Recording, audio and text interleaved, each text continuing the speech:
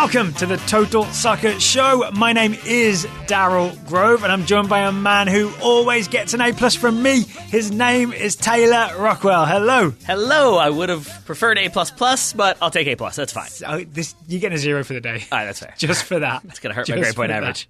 Actually, so we're going to be doing Premier League grades today. We are. I'm sure people will know from looking at the title of the show before they clicked that play button and listened to the music. I am going on a thing where the best grade you can get is A+. Yes. Yes? I want to make sure we're not on some weird like British versus American grading system. Yeah. Where we're I do not have A++ or like, I don't know what would be above that. I don't even know. Man City. Yes. Okay, so spoiler alert, I do not have them at an A+. If you're ready, interesting. So prepare yourself for this. This is going to be a quick fire Premier League review where we're going to grade each team. I'm adjusting. We're going to explain the grade for each team. We're going to take it in turns. But we're going to set a timer. We have maximum 60 seconds to explain. So if you thought we talk fast on a regular Total Soccer show, you might want to set this one to times 0.25 to listen. Not really. We won't go too fast, right? I haven't practiced any of these so Me far, neither. so I don't know if they're under time, but I do look forward to taking my time and then realizing I have 15 seconds left and going into ultra mode. One quick question. Yeah. Are we starting with the team, or is it like I'll give you the grade and then you hit go? I think as soon as you start your explanation. Okay, Yeah. I like that. Is that fair? Okay, we're going to go from top to bottom, or Man City to Huddersfield, as it goes. And I think the point of this is that we're not going to be super crazy detailed, right? So if you are a fan of one of these teams and you're like, oh, they missed something, yeah, we did, because we're doing it quickfire. Yep. That's the point. That is the point. Okay, are you ready? I've psyched myself up. right. We kind of did a random assignment. You're going first, right? Yes. With the number one I didn't team. want to have to talk about Man United, so I structured it in a way that I would right? I would be able to avoid them. That's why I went first. Okay, Taylor, what's your grade for Manchester City? I'm giving them an A, and I will explain why. Okay, then your timer has started. Manchester City became the first team in a decade to win back-to-back Premier League titles, and they did so by winning 14 straight games to finish on a whopping 98 points, squeaking past Liverpool on 97. Although wide attacker Riyad Mahrez was the club's only summer signing, it was Raheem Sterling and Bernardo Silva who proved deadly on the wings. Sergio Aguero just missed out on a share of the Golden Boot race, but his 21 goals were enough to keep City winning. The midfield gelled, the backline kept it tight, and Ederson had a second strong season. Elimination in the Champions League slightly soured things, which is why I took off the A+ and turned it to an A, but the chance for a less heralded treble remains. All right, prepared statement complete. I think I got it in under the wire. Here's my counterpoint. This is one of the most impressive Premier League seasons of all time. Yep. And I think I said on yesterday's show or the day before that essentially the Champions League is a little bit random. Like you can't expect to win it all the time. So I feel like Man City deserve an A+ because this was a dominant season. I mean, yeah, Guardiola said it was his toughest season of his managerial career because they were pushed so much by Liverpool. Yeah. I just think that there's an element of disappointment because they're repeating as champions, and that's very hard to do, and there's been much made of that. But I think Guardiola has not won. I mean, he has not won the Champions League since Barcelona. Yeah. I think there was an element of he wants to prove he can do it again, that they didn't, and didn't by losing to a domestic opponent is probably not the way he saw that going. You're setting such a high bar for Mr. Guardiola. I'm all right with it. You're all I'm right all right with with it. it. I mean, I think he set his own bar. Yeah, I that's would true. argue. That's true.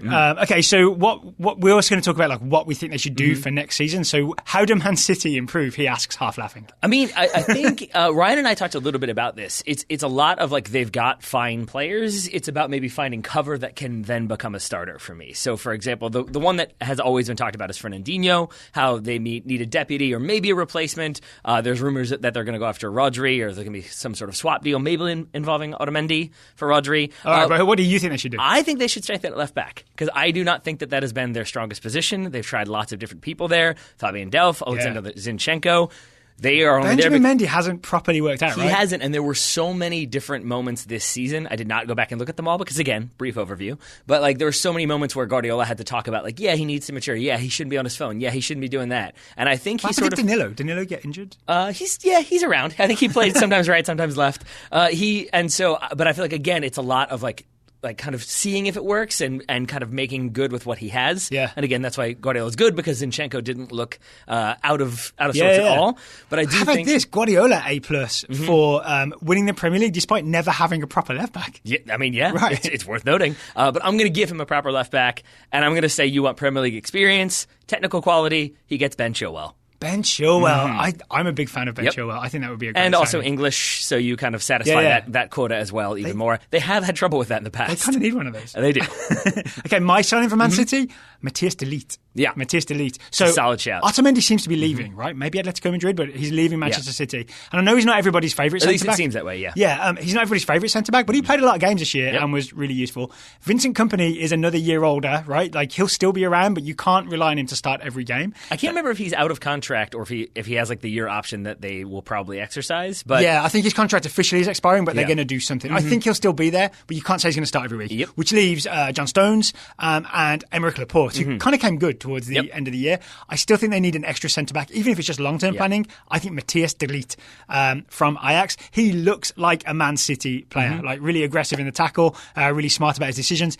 Excellent on the ball. He could really step in and be a Man City player pretty fast, I think. I agree. Or with a season betting in, even. I totally agree with everything you're saying. The reason why I didn't go center back is because, as I've told you before, even with these where we're just sort of being like, who's their ideal signing? Who's the fantasy signing? It doesn't have to be even grounded in reality. Still can't get reality out of my brain. And I think about like, I think de Ligt is definitely going to go to Barcelona, even though maybe they say he won't. I feel like he probably still ends up there, and so it's hard for me to then like look at other options and be like, they're not going to spend that much money on a player. They're already under kind of investigation right now. So then I end up just getting lost in that, and I left center back alone. They're going to laugh at the investigation. I probably.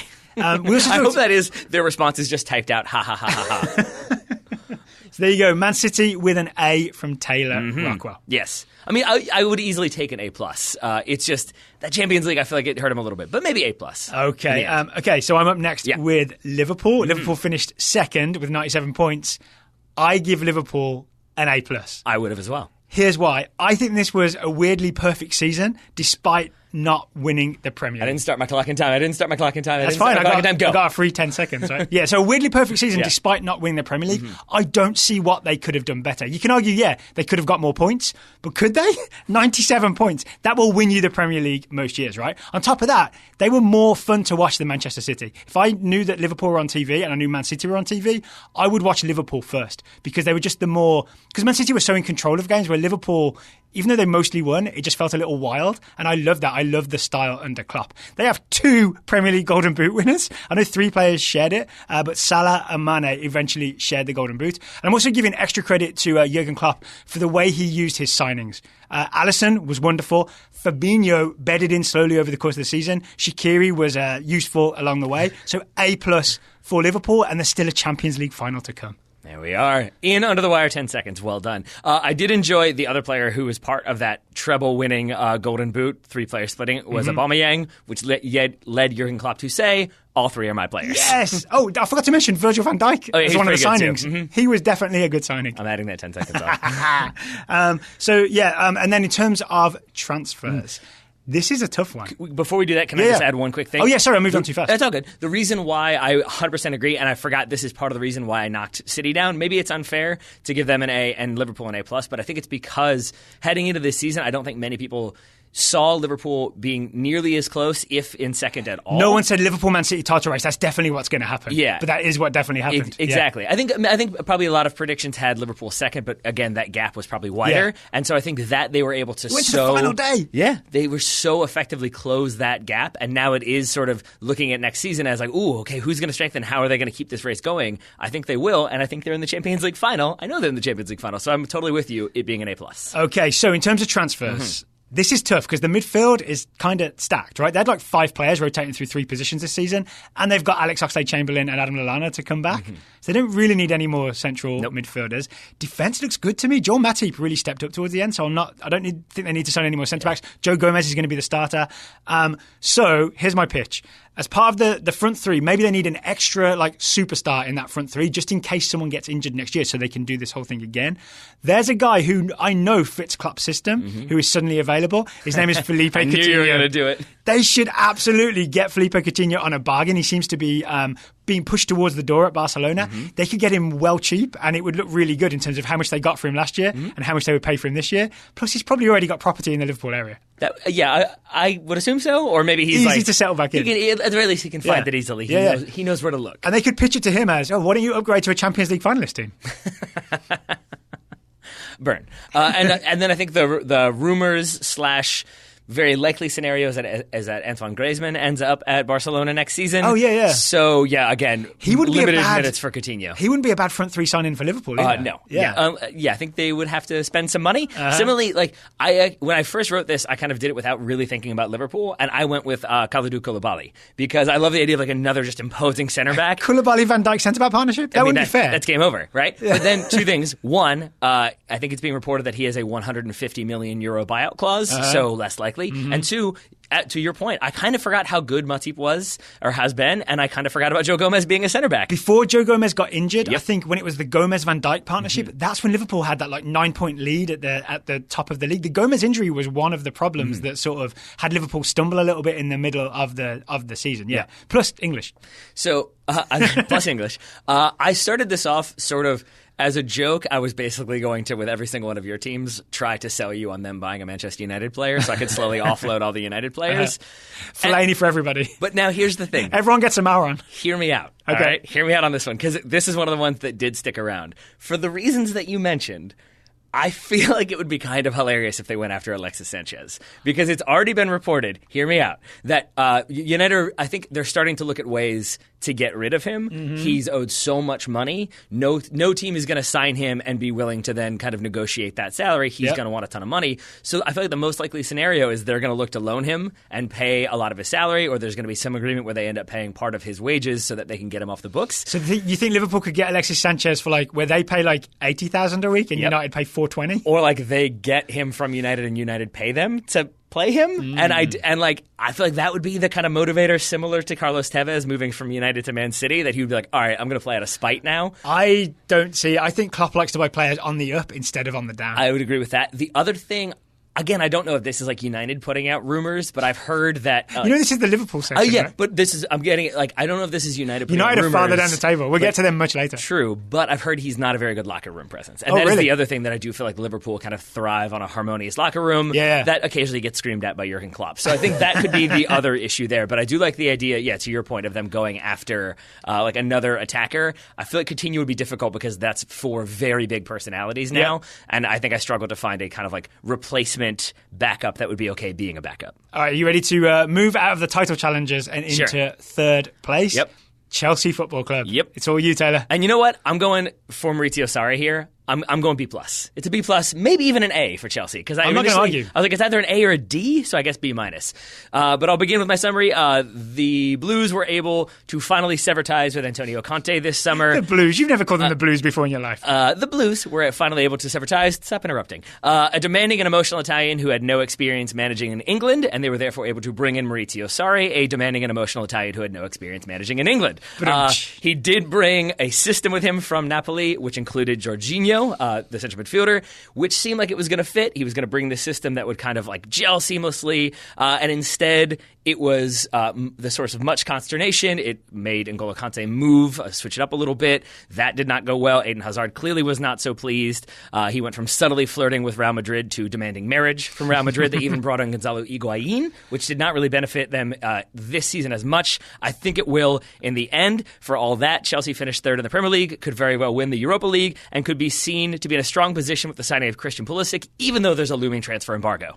All right, you made it under a minute with me interrupting you. There we go. Which is pretty impressive. Yes. Remind me of the grade again? I initially had it as an A or a D, so maybe a B. An A or a D, so maybe a B. Because Chelsea fans have been so like negative about Sarri and what's been happening. Meanwhile, they finished third and are potentially going to win the Europa League. I think Chelsea fans didn't like what they were seeing, and I think the media really got on Sarri's back when it wasn't going well for that brief spell. Yeah. And in the end, finishing third and making the Europa League final, it's actually a fine season from Maurizio Sarri and Chelsea. And I don't think they meant to do this. I think it's basically they brought in this guy that they said is going to be the solution, and now they kind of have to back him because of money. But I also think we've heard this about Chelsea, that it requires a clear out to get rid of some of the personalities and some of the people who think they're bigger than the manager. And sticking with Sarri, I feel like now with the looming embargo, it's not going to be an attractive destination for Chelsea, even if they do have this summer, which is still a possibility to sign some players, and then it would be January and next summer that they'll be banned. I feel like they're going to stick with him, and I feel like you're going to see Eden Hazard go. I think he's going to play Christian Pulisic in a situation that favors him. I think maybe they can use this summer to sign a player or two, which we're going to get to in a moment. Transfer embargo? So I don't have an answer for who Chelsea should sign because I don't think they're allowed to sign anyone. So here's the situation. So FIFA denied their appeal. This is what usually happens. Then they can appeal that denial to the Court of Arbitration for Sport, and that's the one that takes longer. So historically, that's when, as long as it's pending appeal, you can still kind of push the embargo one window back. So have they appealed to CAS? That, I think, will happen soon because they have been denied by FIFA. So I think that's the plan. So this is all kind of assuming they can sign people. But even if they can't, I think you lose Eden Hazard. You kind of put Christian Pulisic in there. You hope Callum Hudson-Odoi comes back, and you're good to go. Are you though? Maybe you put Callum Hudson-Odoi at left wing. What happens? So I've got this interesting theory that like Eden Hazard, obviously, I think he's the most assists. He got the most assists in the Premier League, 15, right? 16 goals, 15 assists. Like, so he's obviously a key part of Chelsea's attack. But this constant thing of is he staying, is he going, is he staying, is he going? I kind of feel like the time is good to just do it. Just break ties, let him go. The time is right. Move on to the next thing, right? And Christian Pulisic will not be as good as Eden Hazard, especially not in his first season at Chelsea. But just do it anyway so we can all move on.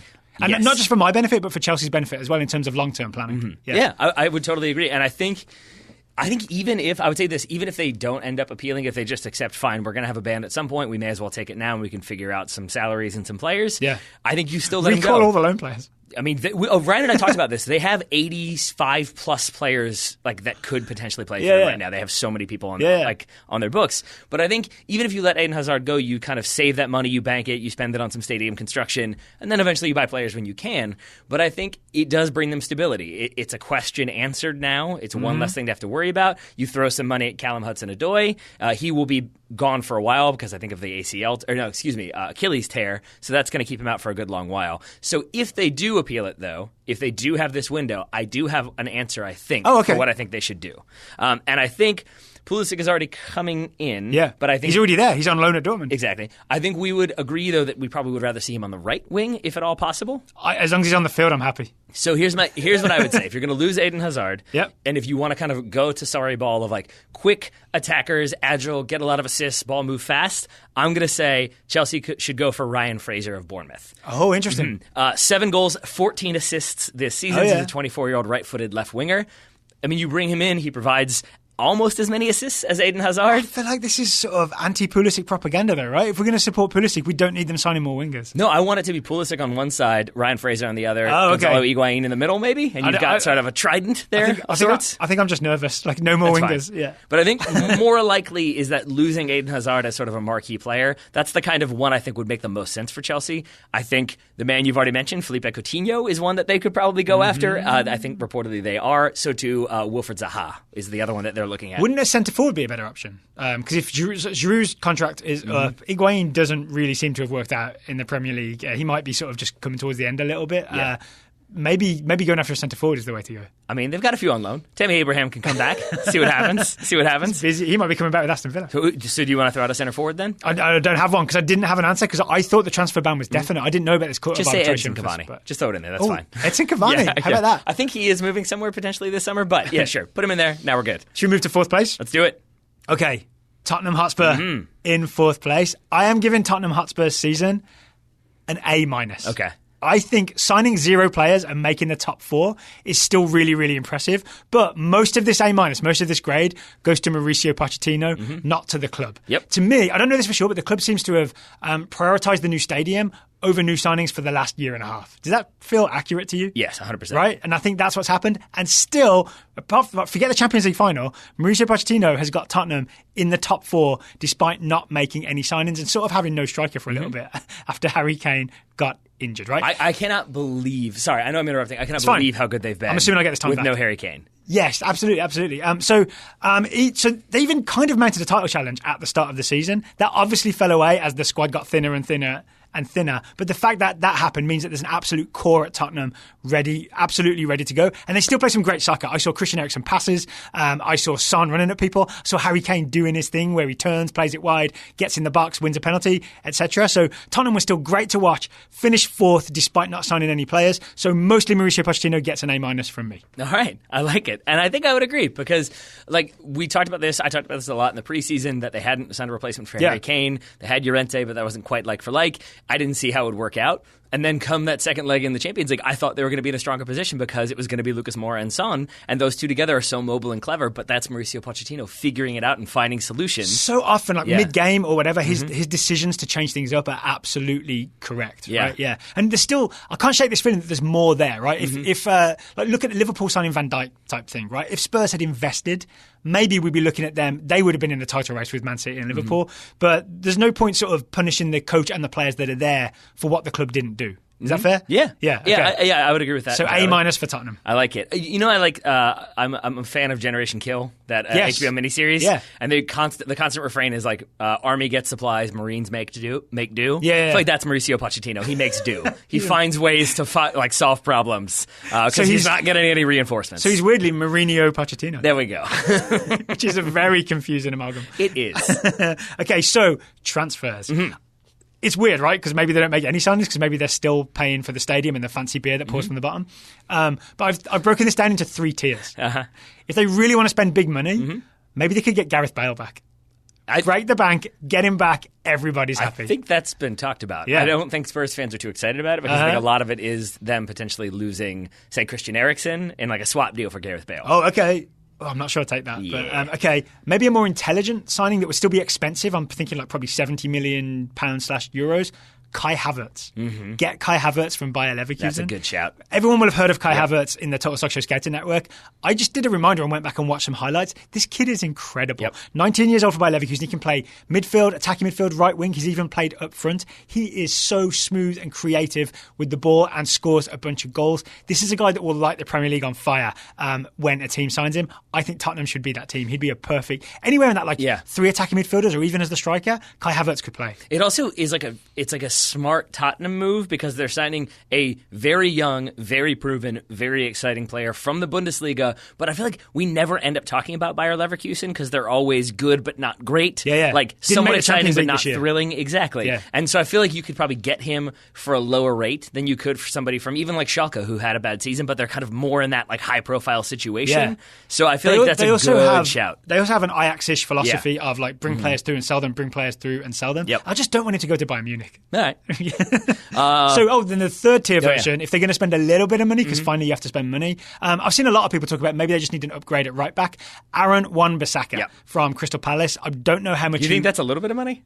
I don't know how much it would cost. I feel like he's more expensive than Kai Havertz. Really? Oh yeah, because he's going to be there's like going to be a Premier League price tag premium. United and City are both going after him, so I'm going to guess it's going to be a lot of money thrown Crystal Palace's way in the end. Interesting. Okay, those are my 3 tiers of signings for Spurs. What about you? I've gone with one. Oh, and Fernando Llorente.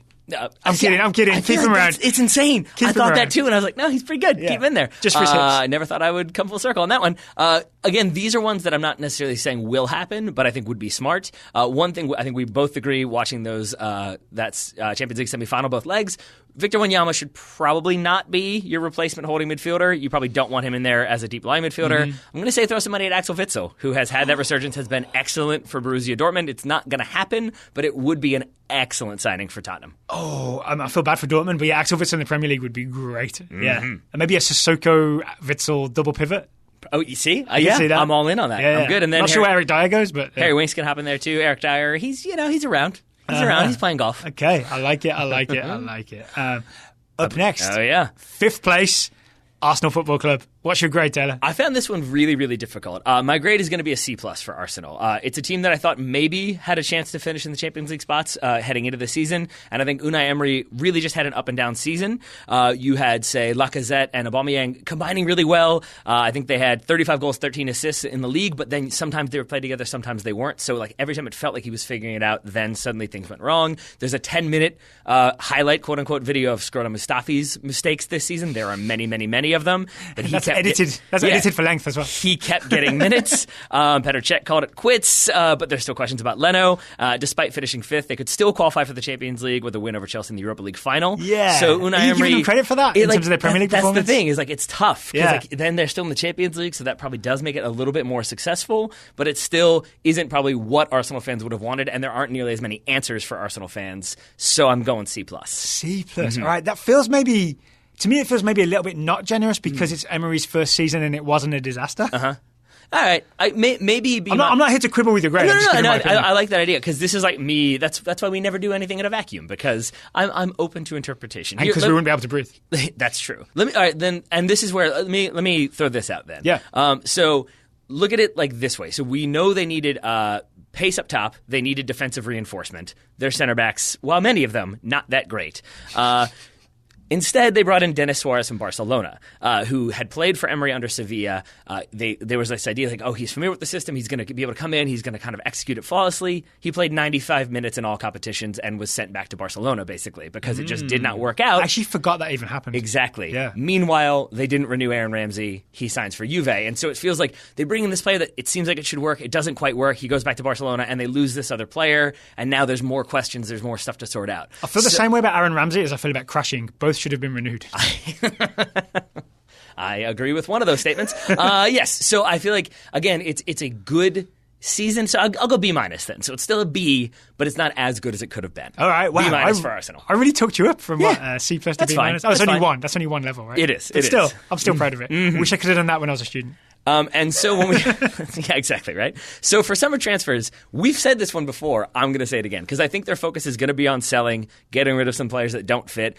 From what I've read today, maybe it's just a rumor, if they do not qualify for the Champions League, they're going to have £40 million to spend unless they sell players. So I think that's going to be a lot of players needed to be sold. Are you saying they only have £40 million to spend if they don't qualify for the Champions League? If they do, then it will be much more, okay, I think is the idea. But I still think even with all of that, they're going to need to get a center back. Right now, Mustafi, Koscielny, Socrates, Mavropanos, Holding. Do any of those necessarily make you feel 100% confident as a starting center back? Maybe Socrates, but it's only a maybe. Yeah. Yeah. So I'm looking at who is faster than I've given him credit for in the past. I should add that one. Got some emails about that. But I think I would, if I were them, I want a center back who's got good distribution, tall, strong, veteran leadership. I'm saying John Brooks again. We've said John Brooks before. I'm saying John Brooks again. I think maybe our American fandom maybe makes us think John Brooks is like top 4 Premier League quality when maybe he's not. Well, Arsenal aren't top 4, so there you go. But they would aspire to be. They aspire to be. I've gone Koulibaly. Yeah, see, there we go. Yeah. They're going to spend some money. Honestly, Koulibaly's a better defender than John Brooks, right? Yeah. Yes, 100%. Yes, but again, 150 million. That's what kind of makes me question. I see. Oh, so you're doing it realistically. Yeah. And strangely, off on a tangent here for a moment. Yeah. John Brooks was what, like 35 million to Wolfsburg, or was it 23 million? I thought it was more like 20 something. 23 million. All right, 23 million. I've maybe inflated that a little bit, but that's still like that factors into it as well. That like he moved to Wolfsburg, it didn't quite work out. That now he is their very reliable player. Wolfsburg in a much stronger position, so I feel like that bumps up his number a lot. And suddenly I'm like, well, yeah, that's the amount you pay for a Premier League center back. So yeah, Arsenal should just pay that. Okay. The other one that I think would be hilarious, and they probably should actually go for. There are still questions about central midfield because Lucas Torreira started really well, kind of faded on the home stretch. I was really disappointed. So to Guendouzi, it's a lot of defensive midfielders. Granit Xhaka is still Granit Xhaka and is a liability, but then sometimes good. I think it would be hilarious and also kind of work if they went after Adrien Rabiot, who is going to be available on a free because he's not going to sign with PSG again, and has publicly said that Tottenham are not good enough for him. So I feel like signing for Arsenal would just be a little twist, another little twist that you could kind of get double bonus there. One thing I read about Arsenal, I didn't research Arsenal because obviously it was your team, is that apparently sometimes Emery played Lacazette and Aubameyang together, essentially because he didn't have enough attacking midfield options. Yeah. So one guy I thought might be a good signing for them is Donny van de Beek from Ajax. The way he plays underneath a striker, so he's sort of half a midfielder, half a forward player. Ajax just getting pillaged. Right. I'm not sure they could afford him, given what you just told me about money. But I think Donny van de Beek to Arsenal, Van de Beek, would be a wonderful signing. Plus, he already knows how to wear red and white, so he's all good. Yeah, and plus, Ajax will have sold enough players at that point that we'll give you 15 million. They're like, yeah, sure, whatever, just give it to us. And I've already mentioned it before. The other one that I think could sort of work at Arsenal is Wolf Zaha. I'm going to get him with every single Premier League team. So maybe Koulibaly or maybe John Brooks or some center back in between. Wolf Zaha, Adrien Rabiot. That seems like a solid transfer window for Arsenal. All right, so there's your top 5. Yeah, apparently. Top 5, who may all qualify for the Champions League. Which actually, we had a confusing moment about this. I had a confusing moment when it was an all-English Champions League final, all-English Europa League final. I was confused too. I thought it would make the Champions League places confusing. It doesn't, right? Top 4 make the Premier League. Yep. Liverpool and Spurs already in the top 4, so they already make the Champions League. Excuse me. Yep. If Arsenal win the Europa League, they get to be the 5th English team in the Champions League next year. If Chelsea win the Europa League, it's just the same, right? It's just the usual 4 because they're already there. The one that I'm actually confused about, though, and we don't really need to go into this, but I don't know if Wolves are yet guaranteed or like very Europa likely League. guaguaranteed. No, they need Manchester City to win the There FA it is. Cup. Okay, thank you. Is If that what it Watford is? win the FA Cup, they qualify for the Europa League, right? And because they finished like 11th in the table, right?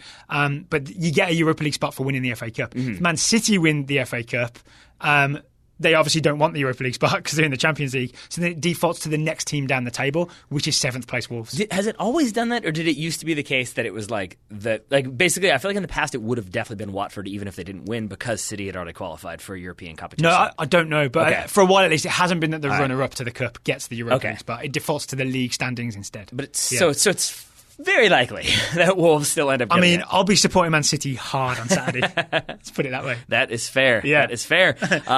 And if they want to, maybe it's going to be a high profile event. The FA Cup is always high profile. You want to look good? If you want to look if you want to look your best, keep the facial hair tight. Yep. Make your hair look nice and shiny. And other things. And other things, then you should check out, and they should check out, Dollar Shave Club, today's Yes! sponsor, Dollar Shave Club. Not the official sponsors of the FA Cup final, No. but we're saying they should be if Yes. Man City and Watford players want to look their best. And if they just want to get a bit of a pick-me-up, right? If you're feeling down, sometimes look good, feel good is the way to go, right? So if you have a shave with the executive razor, the shave butter, and the face cleanser, you're going to feel good for the rest of the day. Yes, I would totally agree. I always shower in the morning to get ready, and then you can use the Dollar Shave Club to use the facial cleanser. Your face is going to be cleansed but also smell nice. You can use the Dollar Shave Club shampoo and conditioner that we've talked about previously. It has the cooling effect too. It's the summer, so I think that might be the sage or the black pepper. I'm not sure, but it cools your head. So you go outside, suddenly face smells good. Got some your hair smells good. You've shaved. You got the post shave dew on there, and suddenly, it just feels like you're a little bit more prepared for the day. I keep all my stuff in the shower ready to go. It's full of Dollar Shave Club. Everything? Stuff right now. All of your stuff is all of my laptop and everything. That seems risky. I'll go through a lot of laptops. I'm concerned for you, my friend. But yeah, I have all my Dollar Shave Club stuff in there, including the face cleanse. I face cleanse in the shower. Not the toothbrush. I use the toothbrush at the sink and the toothpaste as There well. are people who do that. Saves your time. Yeah? Saves your time, yeah. Uh-huh. There are people who do that. There are people who clean their showers while they shower. That's the way to do it, apparently. That's overachieving. That's just absolutely apparently it's the easiest way to do overachieving. it, because then you don't end up feeling filthy and disgusting. For after the shower, if you want to stay fresh, there's also a new Dollar Shave Club product. We haven't got to try it yet, but we hear it's great. It's called the Groundskeeper, which is a great name for a deodorant. Why do you say that? I don't know. It just makes me smile. I feel like I'm assuming it's like your armpit, and your armpit hair is like the lawn. So the groundskeeper, like in soccer, right? You take care of it. Yeah, I Keep it get fresh. That. I agree with that, but then I also think that I think of a groundskeeper as hardworking. They're out there doing physical labor under the sun. They're making stuff happen. Yeah. And especially I think of groundskeeper Willie, and I feel like he's working hard. He probably needs a strong deodorant to keep him going. Well, you think of the groundskeeper as groundskeeper Willie. He's working hard on your armpits. There we go. Right, so that you don't have to. He sweats just so cursing up the Scottish storm. He Scottish sweats so you don't have to. Do you remember his native town? No. North Kiltown. Is he really? Yes.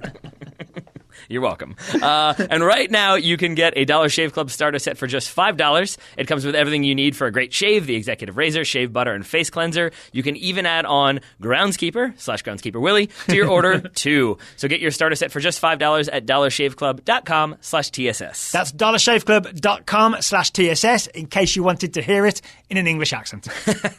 We always do.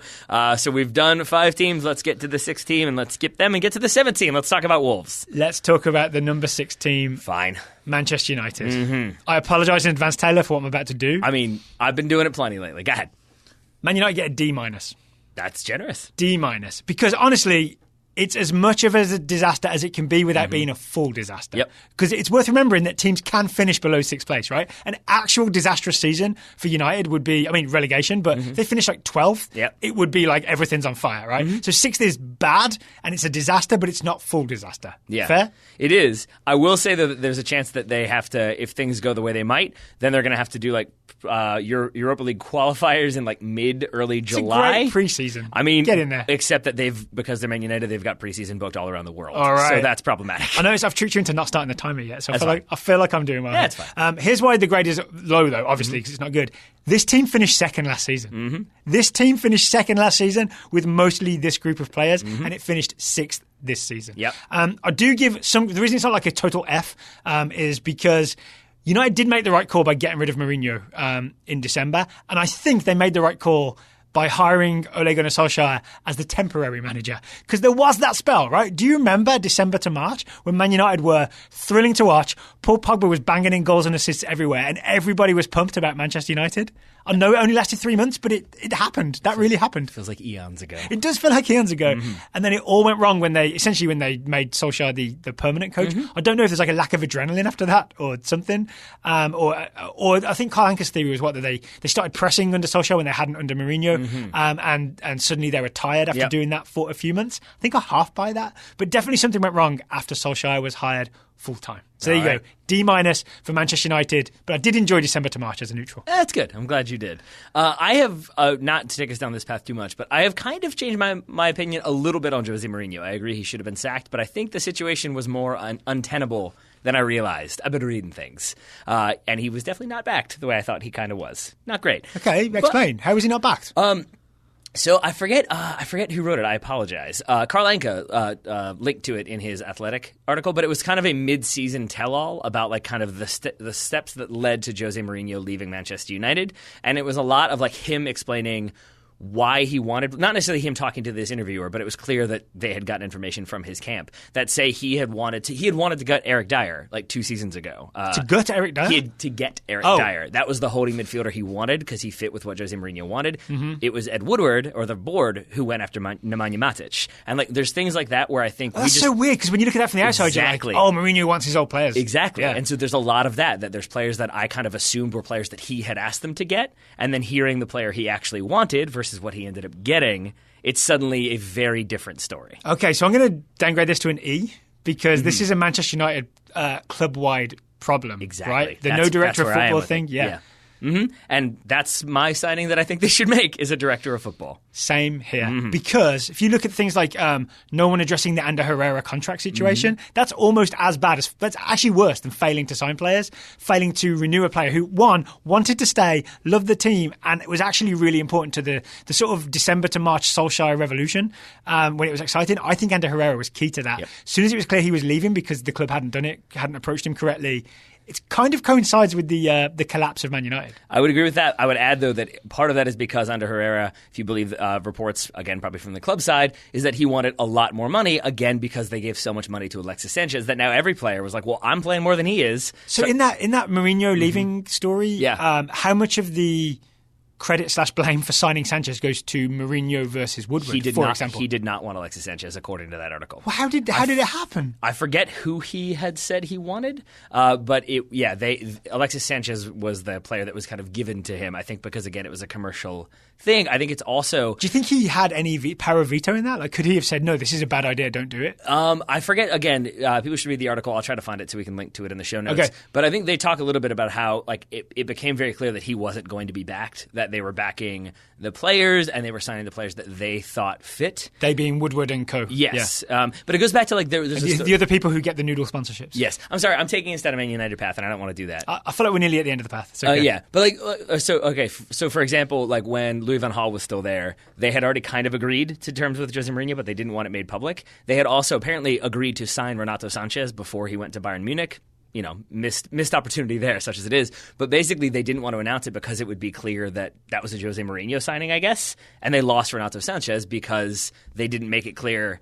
Yes. Well, okay, now I'm interested in this article. Is this a conspiracy article? No. It's quoting sources within the club as well as, like people I'm going to assume familiar with Mourinho. I kind of want to get this podcast over so I can read it. That's fine. But then even yesterday, it was reported that Jadon Sancho had told Manchester United he wanted to move to the club. Months ago, it was basically a done deal, but not so much now because he doesn't want the instability and he wants to play in the Champions League. Meanwhile, Ole Gunnar Solskjaer wants to sell Anthony Martial, wants him transfer listed. Joel Glazer loves him, says he's the new Pele, so he will not be transfer listed. Okay. That's the way things are at the club. So Man United, their signing for the summer is get a director of football who is empowered to overrule Ed Woodward and the other sort of commercially focused Manchester United people. My other suggestion for them is, if you want to get back to the old Man United ways, start promoting from within. I know Mason Greenwood started the last game of the season. I know United lost to Cardiff, right? So not good. But I think more of that from Manchester United in the short term, the way to go. And you can slowly lose the dead wood without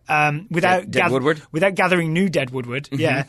By just like replacing those departing players with youth team players. Right. I'd be fine with that. Okay. All right. So should we move on to Wolves? So what do we land on? E, F, E, F yeah. minus? E. All right, F minus it is. You talked me down from a D to an E. Yeah. All right. Wolverhampton Wanderers, giving them an A. I think that's justified. That feels fair to me. Yeah, the hesitation was like, are you going to make me give them an A+? I'm not sure where you are with it. No, A seems fantastic. All right, I'm going to set your timer at 25 minutes to explain fair. Wolves season. I think that's fair given how much I interrupted you. Wolves had so little difficulty adjusting to life in the Premier League that I consistently forget that they were in the Championship last season. I forgot that right up until I wrote this last night. They've been that good. Unlike fellow promoted friends such as Fulham, their signings, while numerous and expensive, made a lot of sense. They fit exactly what they were trying to do. And I think they strengthened in areas that were necessary. They only rolled the dice and say like Adama Traore, Raul Jimenez. I would say Raul Jimenez especially has come good. Now it's a permanent deal. So even where they were sort of gambling a little bit, it ended up working out. And then they were able to do things like sign João Moutinho for £5 million, which is, number one, absurd. Number two, amazing for them. And number three, especially smart because he's basically partnered Ruben Neves, go with the pronunciation, and like has kind of mentored him. He is kind of his teacher now, and there's combinations all over the field for Wolves that I think makes an insane amount of sense and has put them in the position to potentially qualify for the Europa League and I think make a deep run next year because they're obviously going to strengthen. Go Man City. So I'm saying A. So my quick take on Wolves season, just in case anyone's interested, is if you remember the December midterm reports we did, I was starting to get a little worried because things were going off the rails a little bit.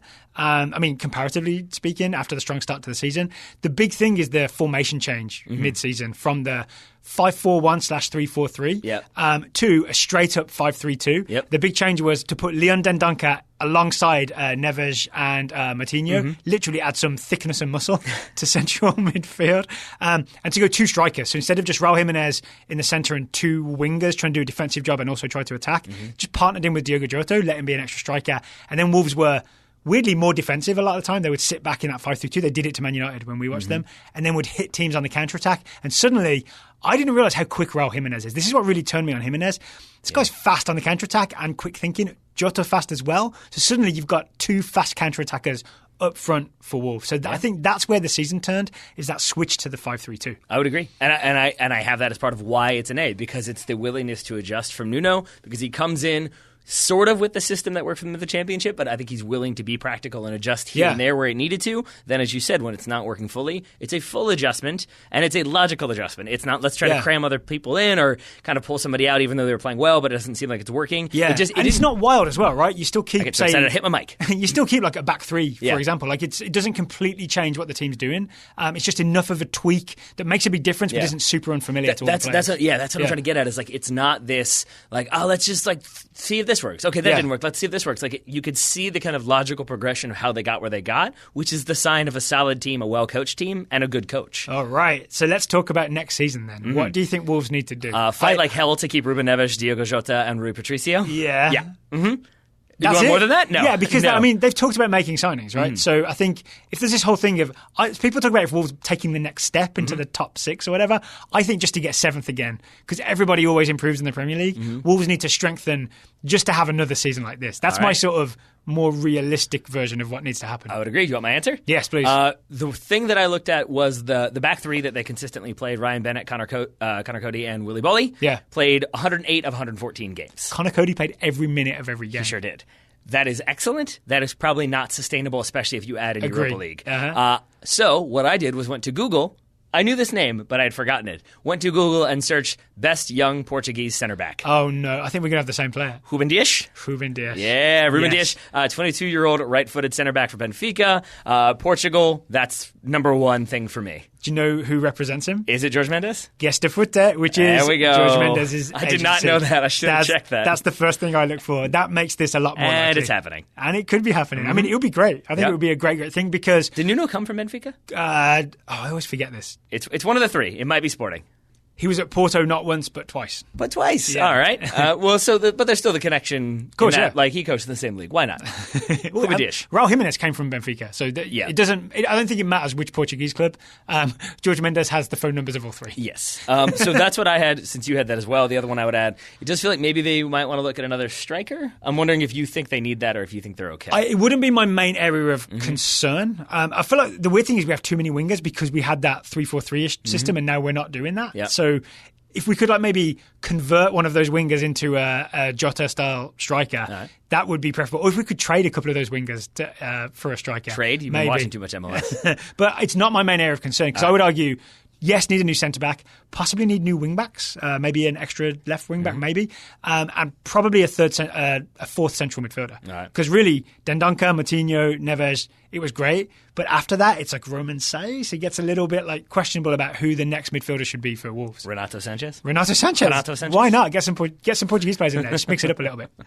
All right, so that's my answer for Wolverhampton. That's my grade for Wolves. Anything else you'd like to add? I mean, I've got my suggestions for literally who they should sign. Oh, I thought you already did. So Ruben Dias. I mean, you knew I was going to have more than one for Wolves, okay, right? Of course. James Maddison, I think, would be an extra central midfielder who is really on the up, and he's also one of my favourites. Yeah. Sure, go ahead. It is basically why they should sign my favourite players. Exactly. The other one is Weston McKennie. Who they're not going to sign. Weston McKennie, I think, that makes more sense. is a good shout. It doesn't quite match up with the whole George Mendes thing, but we're only 90% limited to George Mendes players, right? It's possible they sign a non-George Mendes player. So Schalke... For profiling purposes, yes. Schalke have done very badly. Yeah. Weston McKennie's a young player on the up. If he's played in the Bundesliga successfully, I think he could hack it in the Premier League, especially if he doesn't have to come in and be, okay, you start every week and we need you desperately. If he's okay, you spell Dendoncker here, you spell Neves or Moutinho here, I think that would be a really good move for Weston McKennie. He also played right wing back this season on occasion, so yeah, you can do that too. Cover some bases. I wouldn't want to replace Matt Doherty. Well, he's giving you cover, that's all I'm saying. There we go, yeah. Just in cover case, from Weston McKennie. Make it happen. I like Weston McKennie at Wolves. Yeah, if that me too. happened... I don't think I could be around you for a couple days because I don't think you would stop joyfully clapping and being excited. I would have a grin as big as Weston McKennie's. Would you get, first of all, that's big. Second of all, would you get a McKennie Wolves jersey? Yes. I feel like that would make it happen. Would I get more than one? Probably yes. Because you have to wash it sometimes. You do the terrible... fashion shoot Philadelphia Union thing where you'd wear his jerseys on different parts of your body. Yes. Yeah, there you go. Yeah. Perfect. Could I be wearing any more Weston McKennie jerseys? There we go. You and Chandler. Shall we move to Everton or anything else Wolverhampton related? Let's do. I forgot Everton's mine because I talk so much about Wolves. Excuse me. Okay, Everton. I've got C+ here, but I want to upgrade it to a B- maybe. All right. I think we're being too generous now. Go ahead. Expectations were high, right, when Mark Silva came in, and everybody thought, and they spent a bit of money on Richarlison and co, and everybody thought, oh, Everton are going to challenge for the top four. We're increasingly learning that not everybody can challenge for the top four. The reason I give them a good grade is because when things went wrong, when things were looking really shaky around January, February, Everton resisted the calls to fire Silva. There were calls in the media and from some pundits and so on that maybe Everton should get rid of Silva. The owner, Farid Moshiri, basically said, this is a long-term thing. Silva's building a team. I'm going to stick with him. It came good. And then they got it all together and finished 8th again. So you could look at it as they finished 8th again, because I think that's literally what they did under Sam Allardyce last year. But they finished 8th while implementing a style. So it's a little bit like how Unai Emery was a success, because he's maybe implementing his thing after someone else's spell. The same thing for Everton, I think. So a mostly successful season. 56 seconds, a mostly successful summary, I would add as well. And I actually have a bit more to say. So not that good then. All right. I kind of thought we could do it this way. There are still some problems, right? They concede a lot of goals from set pieces. Apparently their zonal marking is appalling. They do zonal marking and then just concede from set pieces. Not so good. This leads into the transfer thing a little bit, but they never really figured out their striker. Right? It was Cenk Tosun, it was Dominic Calvert-Lewin, and there's all these great attacking midfielders underneath, like Richarlison, Bernard, Gylfi Sigurdsson, but they never quite figured out who the guy is who can just be the target striker and make all those things work. The positives for Everton: defensive midfield. Idrissa Gana Gueye, I think, led the league in combined tackles and interceptions, I believe. He was my player that Man United should sign, but instead I stuck with the sporting director instead. Yeah, I mean, but that would be the type of player that Alex Ferguson would sign, is Idrissa Gana Gueye. Yes, it is. Yes. I think my number one reason why I had him there is like that's 100% a Ferguson signing. Yep. I nearly took a little grade off because Everton didn't play their English youngsters, but I'm trying not to be too nationalistic about I think this. that's fair. I think you can take points off. Okay. It's your grade, man. Then they're back to C+. All right. And I think that makes sense because I think, for everything you said, stuck with him, but still had up and down. Didn't win, I think Football Weekly call it the Everton Cup, which is finishing 7th, or maybe 6th now. So I think there are reasons why you could say they had a rough season, but they are kind of moving in the right direction. That feels like a C+ to me. I think that's a solid grade. There we go. Transfer-wise, they could try and get Zuma permanently because he ended up being the starting centre-back even though they signed Mina permanently. That is what I have. I think the same for Andre Gomes, who had, 27 appearances? Yeah. Although I saw a report today that Tottenham are in for Andre Gomes. Yeah. That's strange to me. I think he had his impressive moments from what I saw. He also had his sort of quiet moments. Yeah. I think they could survive without signing him. Yeah. Whereas Kurt Zuma, 32 appearances. I did not check, but I'm assuming most of those were starts. That feels like a player they definitely want to get on a permanent deal. But if Chelsea transfer ban happens, I could see Chelsea thinking, we'll keep Kurt Zuma, please. That's a good point. Yeah. You got a good point there, my friend. My big transfer for Everton is, I mentioned they struggled essentially to decide who the target striker was. They settled on Dominic Calvert-Lewin for the last few games of the season, and it kind of worked. They had a good run at the end of the season, which is why they finished 8th. Romelu Lukaku, if they could get him back, he would be the key that unlocked all those attacking midfielders and scored a bunch of goals himself. I'm not sure he'd want to go there, though, right? I think Inter Milan is where he has his heart set. That's fair. And also maybe Manchester. With all respect to Everton, I think it would feel like a step back for Lukaku, right? So, how about Troy Deeney? Ooh, you're going to take him away from Watford? Troy Deeney, right, he's worked with Silva a lot before. I think he's massively underrated. I think he'd do a weirdly good job for Everton and wouldn't cost that much. If that's not glamorous enough because of his Midlands accent. I'm going to say it's not glamorous enough, and it's in no way biased by the fact that my player that I want Watford to sign is heavily dependent on him getting to play with Troy Deeney. Okay. No way relates to that. Yeah. I look forward to who that is. Maybe a more realistic one, Alexander Mitrovic.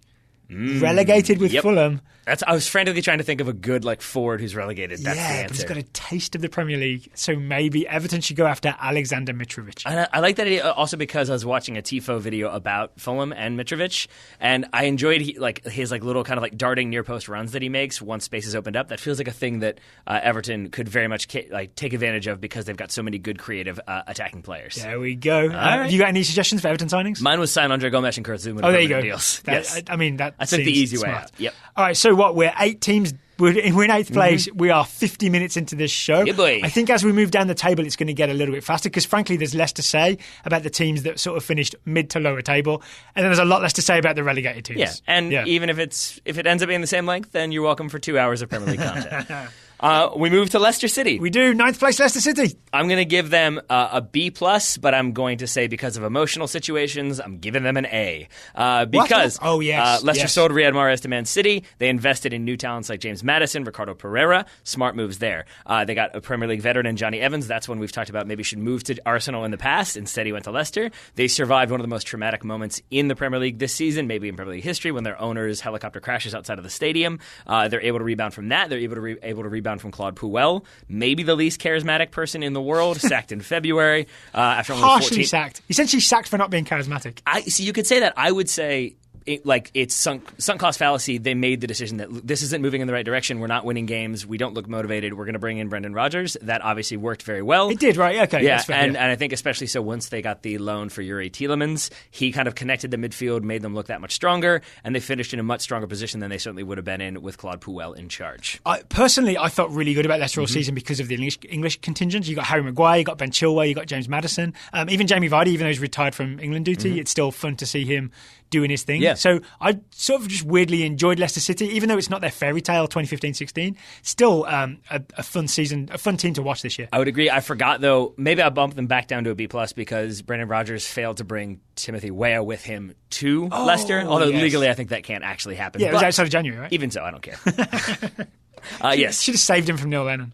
So I think, that would have been fine, and I think he would have appreciated that. So who's your transfer? Well, first off, I do think they it fits. I do think they will and should sign Yuri Tielemans. I think that's going to be a big part of their summer is finding a way to make that happen. That's my answer. Make that loan move for Yuri Tielemans permanent. 13 starts, 3 goals, but again, a very important midfielder for them, not just because he scored goals, but because of his link-up play. He's good at finding balls in for Jamie Vardy. He's good at holding the ball up in midfield. I've heard Monaco are prepared to play hardball. Oh boy. Yeah, so this could be a long run running thing all summer. All right. So but I'm going to say they do get him. So we don't need to worry about central midfield. What I think they do need to worry about is their attack.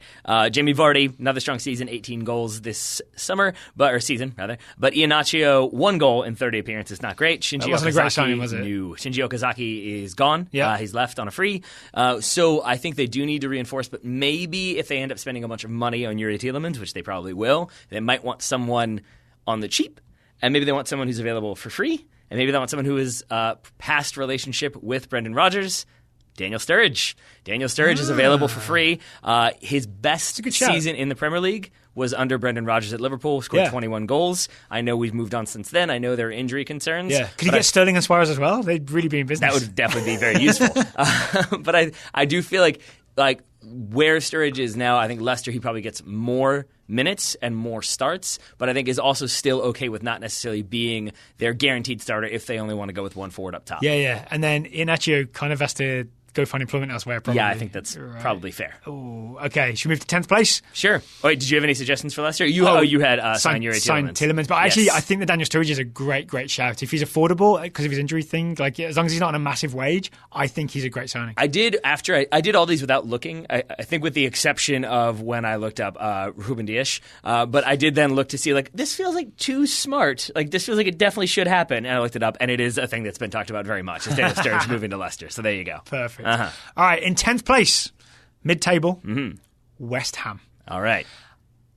Everyone's thoroughly confused by West Ham. Yep. Did they have a good season or a bad season? I'm in the exact same spot, so I'm giving them a straight C. Yep. And the C is for confusion, but also because it's the middle grade. I feel like if somebody asked me to sum up the Premier League this season with one word, it would be confusing. Because even the title race was I was confused. I didn't see this coming, and I didn't see them both winning 14 straight games. And then there's lots of teams that I'm it's confusing. See? So here's what I'm confused about West Ham and everyone else is confused. They're settled into their new stadium. They spent kind of big. They hired a respected Premier League winning coach in Pellegrini, and they still finished 10th. And I can't tell if that's underachieved or overachieved. I think maybe one way to look at it is 52 points is their most points in a Premier League season since 2006. So actually this is a pretty good season by other West Ham standards. They've also been relegated in that time, right? So I think maybe this is actually a mostly good season. To further the confusion, though, their player of the year is Lucas Fabianski, their goalkeeper, right? So to me, that's immediately confusing. Your goalkeeper is your best player means great, you've got a great goalkeeper. Yeah. Not great, he had to make a bunch of saves. Exactly. The reason I kind of like West Ham is they have some quite exciting players, right? My favourite so far is Issa Diop. He is the absolute man. He was a signing this summer, 22 years old. I think he came from somewhere in France.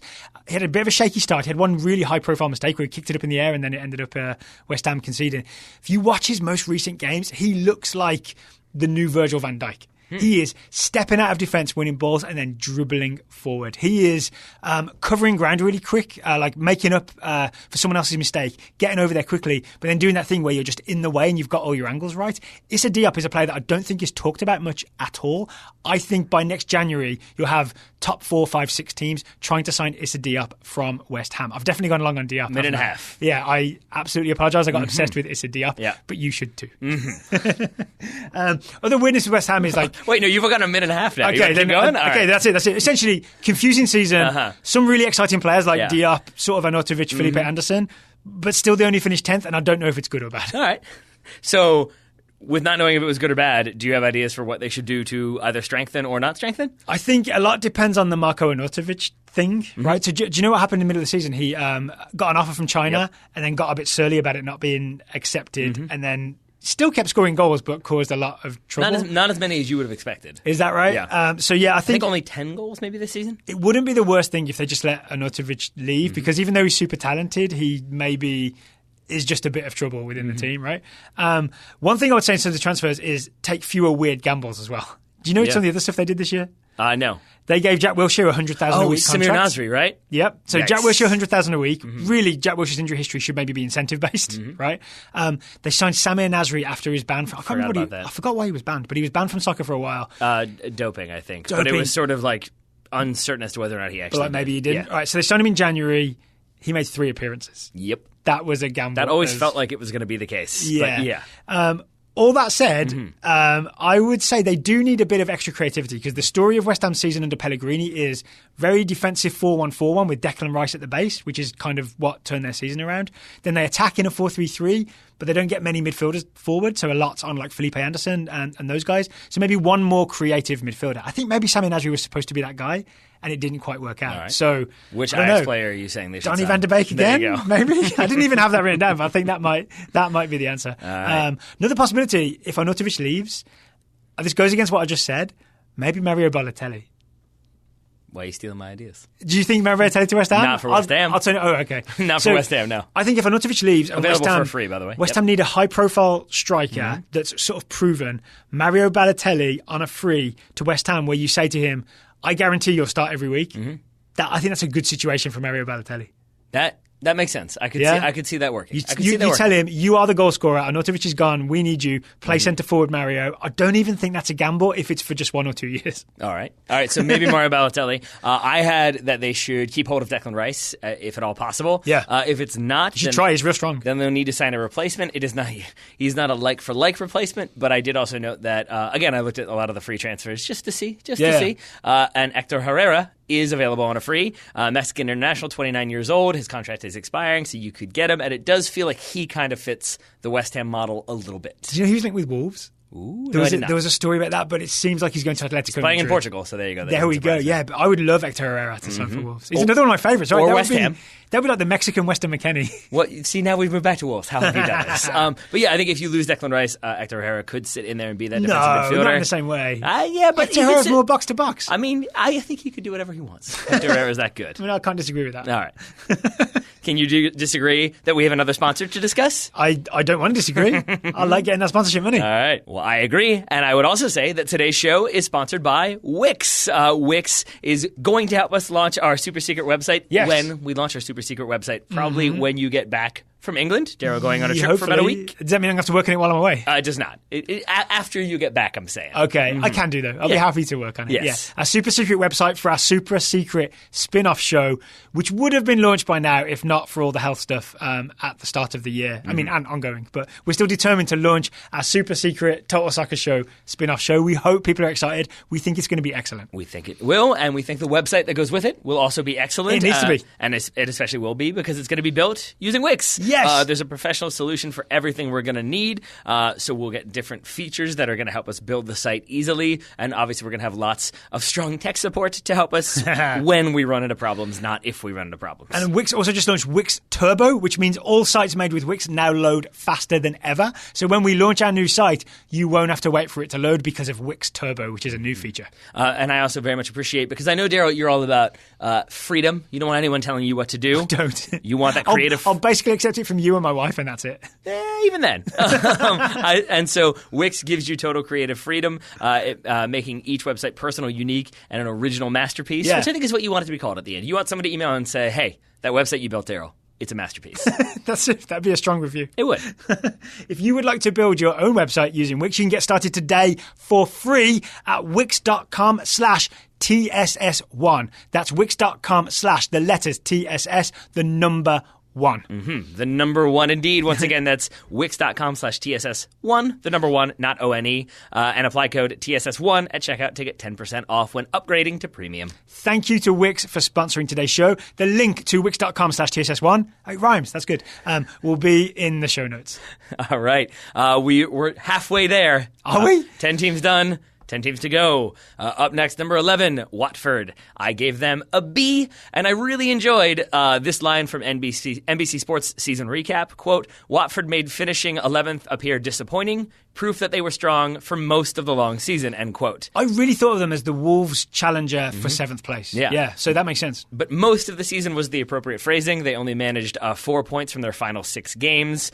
But it's sort of fair when you look at their overall season. They sold Richarlison at the beginning, but they were able to, sign Gerard Deulofeu on a permanent deal, though he may be kind of positioning himself for a move.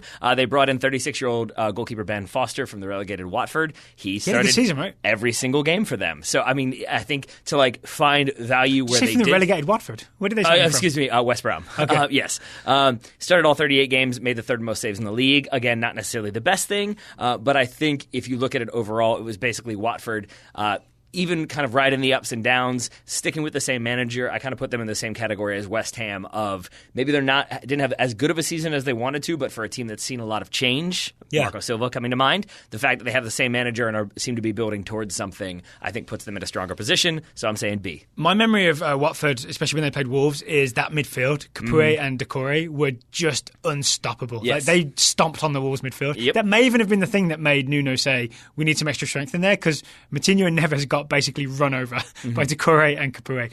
Two really good central midfielders who are also then really good when they get the ball and can launch that sort of Watford attack. I have I can't tell if this is just like my Man United bias here, but I'm curious to hear what you think. There were lots and lots of rumors linking Doucouré away with Watford, likely to PSG, because they wanted that sort of midfield, like holding midfield, a little bit of a destroyer. Yeah. That feels like the role that Ander Herrera could play for them. Do you think that he's going there to do that, or am I thinking crazy? I didn't know about that transfer rumor. I mean, I wouldn't compare him to Herrera. That was in January, I think. Oh, okay. So I guess that's where I kind of thought maybe... I mean, weren't they doing all kinds of random things, PSG, in January? This is true. Yeah, so Acosta, maybe... and then they ended up signing... I've forgotten his name, but the guy who played for Stoke, who ended up being not that good. Oh, I forget. Do you remember he had the thing where on the line he cleared the ball instead of putting it in for PSG this year? No, I forget this. Oh, I think it's Choupo-Moting. Oh, yeah. You know what I'm talking about? Yeah. Okay, there we go. Well, I guess I asked that mostly just because I kind of was thinking maybe Doucouré, they're able to hold on to him a little bit. If they're not, then that's going to be a massive hole that they're going to have to replace. But what I thought they needed to look at were more goal scorers, more chance creators. Deulofeu was their top goal scorer, only 10 goals. Troy Deeney second with 9. Wasn't Pereira good? I quite like Ricardo Pereira. But again, you don't have that person who's definitely like bagging the goals consistently for them. And I think they're going to need a little bit more depth there. So I have gone with Mario Balotelli, 28-year-old, Marseille's contract expiring. And I was thinking about, like, would it work? Would he want to go to Watford? And then I thought about Troy Deeney and Mario Balotelli together, and it made me about as happy as anything could possibly make me. Those two would be amazing and hilarious and infuriating all at once, and I love it. I want that to happen. It's so weird, because Balotelli's like such a man of the world, and Troy Deeney is like basically lived in the West Midlands and Watford. But I think of them as like the Mighty Ducks Bash Brothers. Like, I feel like they would destroy defenders, talk trash, cause problems, have lots of choreographed celebrations. Yeah. I feel like they'd be best buddies. All right, then I'm in for it. All right. My Watford suggestion was Philip Billings, the tall central midfielder who went down with Huddersfield, but was maybe the only good player for Huddersfield this year. We haven't been rating the relegated sides yet. Yeah, Aaron Moy didn't have maybe the standout season he had before, but Philip Billings, more on him later, impressed a lot of people. Yeah. I think he could be a good sort of backup or replacement as that sort of, because Watford do that 4-2-2-2 thing, right, where it's really important they have two defensive midfielders. So Billings to replace Capoue or Doucouré, or just to be a backup for them throughout the season if they keep Capoue and Doucouré, I think would be a good signing. All right. And I'm sure he would like to leave the relegated Huddersfield. I would guess so. Yes, for a team that finished comfortably mid-table, probably so. Speaking of comfortably mid-table, Crystal Palace? Crystal Palace get a B because I like them. All right. Crystal Palace are a team that, under Roy Hodgson, are consistently slightly more than the sum of their parts, and I think that's why they're worth watching, right? Wilfried Zaha is always a joy to watch. I think that makes sense. Yeah? Yeah. Well, no, here's my big pitch for Crystal Palace. This is why I like watching them. They have this like player who's too good for them, and they build everything around him, and they just let him go. Wilfried Zaha plays with the confidence of someone who, one, knows that his coach and his teammates trust him. If he wants to do a bunch of weird rolls and stepovers, they know he's eventually going to get an assist or a goal, so they let him do it. But also, two, they don't have the pressure of trying to make the Champions League or something, so it kind of doesn't matter if it doesn't come off. Yeah. And that's why Wilfried Zaha is absolutely thriving at Crystal Palace, and also because Roy Hodgson's built this nice structure around it that almost guarantees they won't get relegated. Right? They had a rough start to the season where I think they were near the relegation zone. They ended up finishing comfortably mid-table in 12th because they have such a solid structure under Roy Hodgson. It's 4-4-2 or maybe 4-1-4-1. That's what we go with. That's get results. And that gets results. I still think there's a decent chance Wilfried Zaha leaves this summer, but it's why I kind of I put him with a lot of teams and not a lot of teams at the same time as like a possible signing, because I also think his time at Man United maybe is biasing me, and maybe that was David Moyes, but I do wonder if he's a player that needs everything to go through him. He wants to be the focal point, and Tottenham aren't going to build their whole system around Wilfried Zaha. Yeah. I doubt Arsenal will, given the attack they have. I doubt Real Madrid will either, for that matter, and he's linked with a lot of big name clubs. I don't necessarily know if it's the smartest move. He's a very good footballer, so maybe he probably will prove me totally wrong, but it is the one concern I had, because I agree with you that I think Crystal Palace are built around let Wilfried Zaha do whatever he wants to do, and then we'll find people to work off of him. Yeah, and then they do sometimes. And I don't mean that selfishly. I don't mean he's like a selfish player. I just mean he's that good. It makes that much sense. He makes it happen, and they use him wisely, right? Sometimes he's the striker striker, sometimes he's the winger. It depends whether they're like what they're doing. Mostly they're counter-attacking because they're Crystal Palace.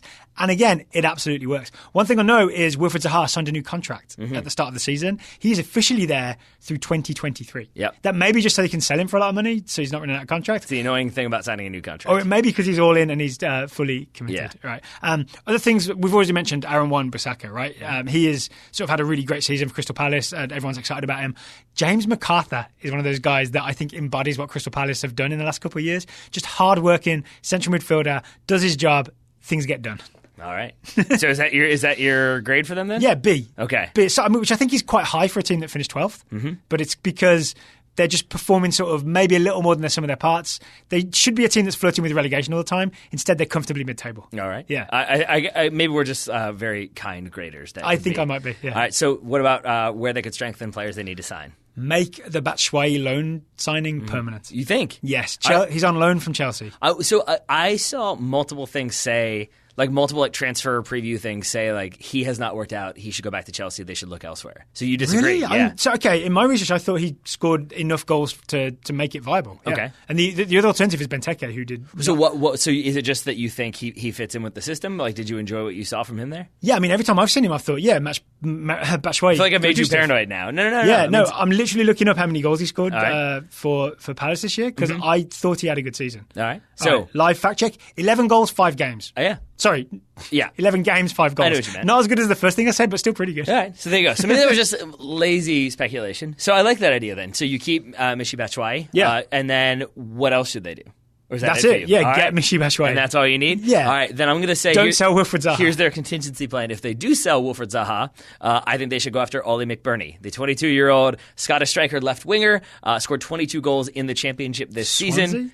Yes, that feels like a move that Crystal Palace would actually make because you can sort of sell Wilfried Zaha for a lot of money. You could probably give Swansea 25 million and you get a young, exciting British player. Again, I think that fits quota system. I could be wrong. But it gets him in there and it is kind of a replacement for Wilfried Zaha. Not like for like because there are very few who could do what Wilfried Zaha does, but he's a young, exciting attacking player who can score goals. The only way to replace Wilfried Zaha is to get a time machine and bring back Pele. Okay. That's strong statement from Daryl Grove regarding Wilfried Zaha. Should we go to 13th place, Newcastle? And I'm going to give, even though they're 13th, I'm giving Newcastle a B. Mike Ashley gets an F. Yes. That's how it always is. Love it. I mean, because that is the case, that it's a team that are just completely hamstrung by their owner. They beat Man City 2-1 in late January, which was City's final loss of the season. That's a great place to start. That's worth at least C+, I would say. But it's basically what we've come to expect from Newcastle under Mike Ashley this season. Pinch pennies in the summer, struggle early but rely on a proven manager to find a way to get things to work, obtain safety, repeat. That's basically it. The only major difference this time is that they did splash cash a little bit. £21 million on Miguel Almiron in January. Forgot his name for a second. Got a little bit paranoid. And that was at a time when I believe Rio Ferdinand suggested that Rafa Benitez spent his own money to sign players, which I feel like was maybe him watching Moneyball, and he saw that scene when Billy Beane threatened to use his own money but then keep the profit.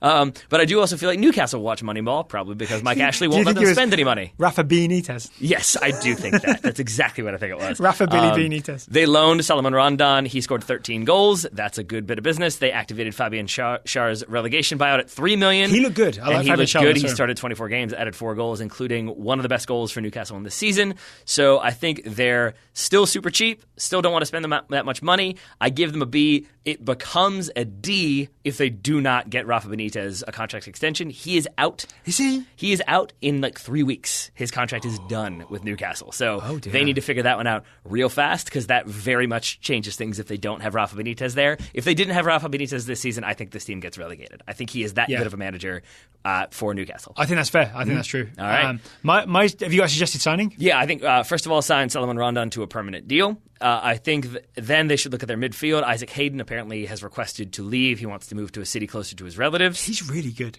Every time I saw Newcastle, I was really impressed with Isaac Hayden in central midfield. So if they can't keep him, Key did not work out for them, Kee Seung-hyun. So I think maybe they want to strengthen the midfield. That's why I had Aaron Moy going. 64 games for Huddersfield, 28 years old. So I feel like you can get him. It's a relegated team. It's a relegated player on a relegated team. There we go. And so I think he would probably happily go to Newcastle. I think you could probably get him for not much money. But again, the Premier League experience, he can kind of come in there, add some steel. Plus, you got him and John Joe Shelby in the midfield, just running people over, and I like it. It's a very bold midfield. It is. Yeah, in two ways. Yeah, exactly. My one suggestion for Newcastle is it's about persuading Mike Ashley to spend money, right? If the Miggy Almiron thing is considered a success, which even though he didn't score a bunch of goals or anything, I think he was really impressive when he played. And I actually think it made the difference for Newcastle to have Salomon Rondon's really good as a target striker, right? But he needs sort of maybe faster players running off him. They only had Jose Perez. They didn't have another fast player. When they had Jose Perez on one side and Miggy Almiron on the other, I think it suddenly kind of clicked and worked. I think if you could persuade Mike Ashley that, hey, that was worth it, that money you spent in MLS, it sort of changed our season, then you could get him to go after Joseph Martinez. Just go full. So you go all MLS, all Atlanta, all Venezuelan. All right. Rondon and Martinez are both Venezuelan. If that's too expensive, because I think Martinez wants to play for Real Madrid or something instead, right? If that's too expensive, then I genuinely also think that wouldn't be a good signing, as harsh as that might be. Yeah, I think when it comes to a team we would change the Newcastle, system, right? Because you only play one striker at a time for Rafa. And that's also a gamble for a club that don't have that much money to spend anyway. I'd like to spend that much money on a player who maybe doesn't end up scoring that many goals, but maybe does, but maybe doesn't. It's a bit of a gamble. I predicted this reaction, so I had a second option. Cheaper would be Paxton Pomykal. And then we'd all have an American player to support at Newcastle United. Oh, my goodness. And he'd add extra depth to their central midfield. So we'd finally have an American to support at Newcastle? Oh, DeAndre Yedlin. You forgot DeAndre Yedlin played there, We'd finally have a midfielder to support at Newcastle.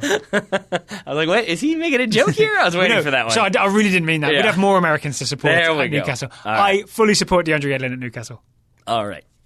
I'll take your word for it. All right. So that's Newcastle. What about 14th place, Bournemouth? 14th place, Bournemouth. I give a solid B, maybe a B+.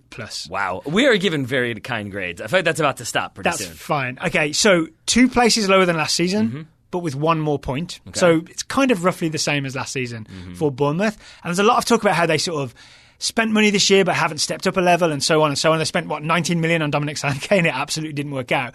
But how about, instead of thinking of it that way, we think about celebrating a team that has a 10,000-seat stadium and consistently does not get relegated from the Premier League, playing attractive possession soccer, right? That's why I think the Bournemouth miracle is a thing we almost take for granted, and them staying in the Premier League each year, playing attractive soccer, is actually a huge achievement. That's why it's a solid B, despite finishing 14th. But the fact that you keep calling it like it's a miracle, it's the Bournemouth miracle. The size of the team makes it a miracle. I guess I feel like, but at a certain point, it should stop being a miracle, right? And doesn't I don't know.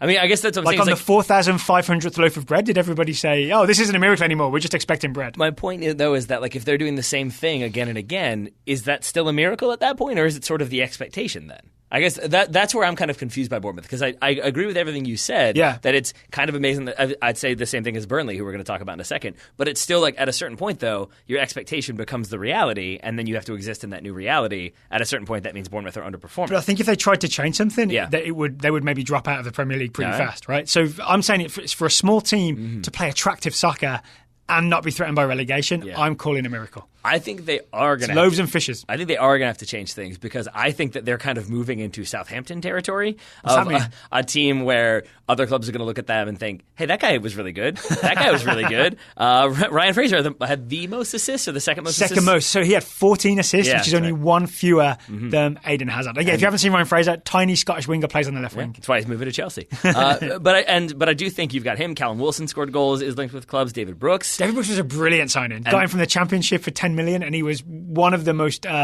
exciting attacking players in the Premier League last year. And of course, I know they've already sold players in the past, so it's not going to be like this is the first time they've had to deal with it. But like, I think there's a chance that they're going to get bids for all 3 of those players, and I think if they sell them all, they're going to make a ton of money. But now all of a sudden, you have to keep replacing them and finding new ways to replace them that work within the Premier League, because you cannot continue to have ones that don't work out, like Dom Solanke. Yeah. Okay. Yeah. That's fair. So that's my answer: is basically try to hold on to as many of those 3 players as you can, and then replace them as best you can when you lose them. So it's basically my transfer policy as well, except here's my addition: play Emerson Hyndman or set him free. Play Emerson Hyndman or set him free. All right. Yeah. Are you just going to repeat that again? That's it. One more time. That's my Make sure it's advice. known. Play Emerson Hyndman or set him free. You hear that, Eddie? You better hear that. All right, we'll move to Burnley then. 15th place Burnley. I'm giving them a C+. I could be talked into a C because their campaign was a disappointment when compared to their 7th place finish in 2017. They were the Wolves of 2016-17. But I would also argue that it was a return to their expected level. They finished with the same number of wins, draws, losses, and points as they did in their first season in the Premier League in 2016. They finished one place higher, but conceded 68 goals. That is definitely more worrying because it's the most they've conceded in their 3 most recent seasons in the Premier League. Has the Premier League figured out the Sean Dyche defensive system? Or I keep seeing this narrative that like they played in the Europa League and that was a huge distraction. I mean, they played 4 games in the Europa League in qualifying, so I don't know if it was that big of an issue.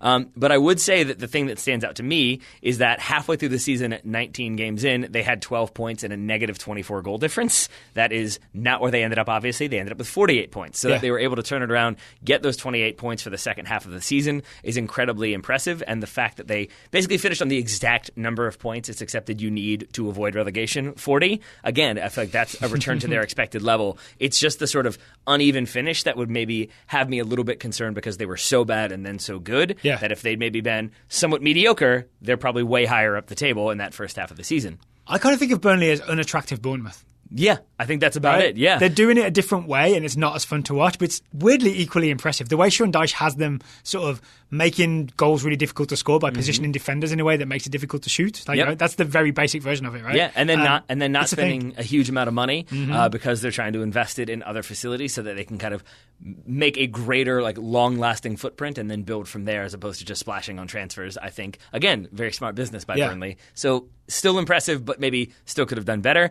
That said, they did get plenty of goals, 45. Still not as many as they would have liked, but more interesting to me is that 22 of them came from Ashley Barnes and Chris Wood. So there's definitely a reliance on a couple key attackers and then a strong defensive system to get them through. Big man, Austrian man system. Yes. They have going there. Exactly. In terms of what I think they may do this summer, I am not the first to point out that they have 3 England international goalkeepers on their roster. Just another one, right? Yeah, totally. I think Joe Hart is David James. Probably on his way out. I think they should probably sell 2 because they won't get much money for Joe Hart, but I think they definitely could for one of their goalkeepers. Just get rid of one, whichever one. Which one do you think they should keep? Tom Heaton or Nick Pope? Yeah, I honestly don't know. I don't feel qualified to rank them at all. I think Nick Pope didn't play many games for them in the Premier League this season, if any games. So I'm going to say they're going to keep Tom Heaton. They can sell one goalkeeper and use that money to invest elsewhere. But they're losing players like Sam Vokes, Jonathan Walters. Peter Crouch is still in the books, but he's 38 years old. Stefan Defour hasn't worked out. Didn't they sign Peter Crouch part exchange for Sam Vokes? Oh, yeah, there we go. Yes, thank you. Yes. But Peter Crouch's still there, 38 years old. I don't know if he's going to be the most reliable one next season, but I'm not even worried about that because what I want Burnley to do, again, this is more emotional, like it's the Mario Balotelli-Torridini thing. I want Sean Dyche to get to manage Daniele De Rossi, who is leaving Roma this season. You think he's going to Burnley? I want him to go to Burnley so bad. It would be like when, was it Cambiasso who went to Leicester? Yes. That's what I want. I want Daniele De Rossi, 36 next season, but I love the idea of him kind of executing Sean Dyche's orders, playing in the Premier League. Maybe it's something he's always wanted to try. So actually, this is an Italian thing, right? I know Cambiasso is Argentinian, but he also spent a lot of time in Italy. I think has some Italian heritage. Roberto Mancini did the same thing. Yep. Did he right towards the end of his career, he went and played for Leicester. There we go. I believe, just because he wanted to play in the Premier League. I mean, Cambiasso went to Leicester too, right? I think. Yes. So there you go. I mean, so maybe Daniele De Rossi goes to Burnley, bounces up there. Maybe he goes to Leicester. I know we've established that precedent. No. Get out of here. Here's my signing for Burnley. Get Gary Cahill on a free. Ooh, all right. Gary Cahill's out of contract at Chelsea. He had a little spell at Burnley on loan early in his career. I think he's only 33. I think he's still got something to offer, and he could be a good backup to the Tarkowski Burnley central defensive partnership. And I think also important there is like you maybe don't want him at a club where it's going to be a lot more like a higher line. It's going to be a lot more running for him. With Burnley doing what they do and kind of sitting back and blocking opportunities, that feels like a thing where you learn the system, you function within it. It doesn't require you to go like bombing around the field. That does feel like it suits Gary Cahill. It's weirdly enjoyable for a centre-back to go do that for a season, right? And again, available. If he wants to stay in the Prem. They could get them both because they're both on freeze. So there you go. Sign them both, strengthen, and get a lot of veteran grit in there too. So there's Burnley, your 15th place team. We are, 75% of the way through the Premier League. Burnley were able to pull themselves up out of the relegation zone this season. If you don't want to slip down to the relegation zone or have your pants slip down, then you could use today's sponsor, Grip 6 Belts. keep it tight with Grip 6 belts. So Grip 6 are, at this point, a long-time sponsor of the Total Soccer Show. I am wearing mine right now. I feel like this is the advertiser that I say that about the most because I kind of wear a belt every day and I wear a Grip 6 belt every day. The only time I feel like I'm not wearing one when we're recording is when I've come from coaching, which I have. So I'm wearing soccer warm-ups. But if they made belts for soccer warm-ups, I would, because the drawstring often gets lost in here. I think the Grip 6 belt never would. And also, it wouldn't be like wearing one of those big old clumsy belts, the traditional belts where you have the giant buckle and there's a bit of a stretch on it. Grip 6 is a different kind of belt. It is webbing that goes into the badger teeth. The badger teeth grips on tight. You've just lost no one. And everyone knows what you're talking about. And the belt stays solid. No holes, no flap hanging out. So again, it makes you streamlined. It makes you that much more likely to stay up in the Premier League, because you're not going to slip down because a hole doesn't fit or a hole breaks. It's going to hold strong with the badger teeth. Steven Gerrard should have won one back in the day. Oh. Poor Liverpool fans. Yes. So we very much appreciate that Grip 6 have stayed with us as long as they have.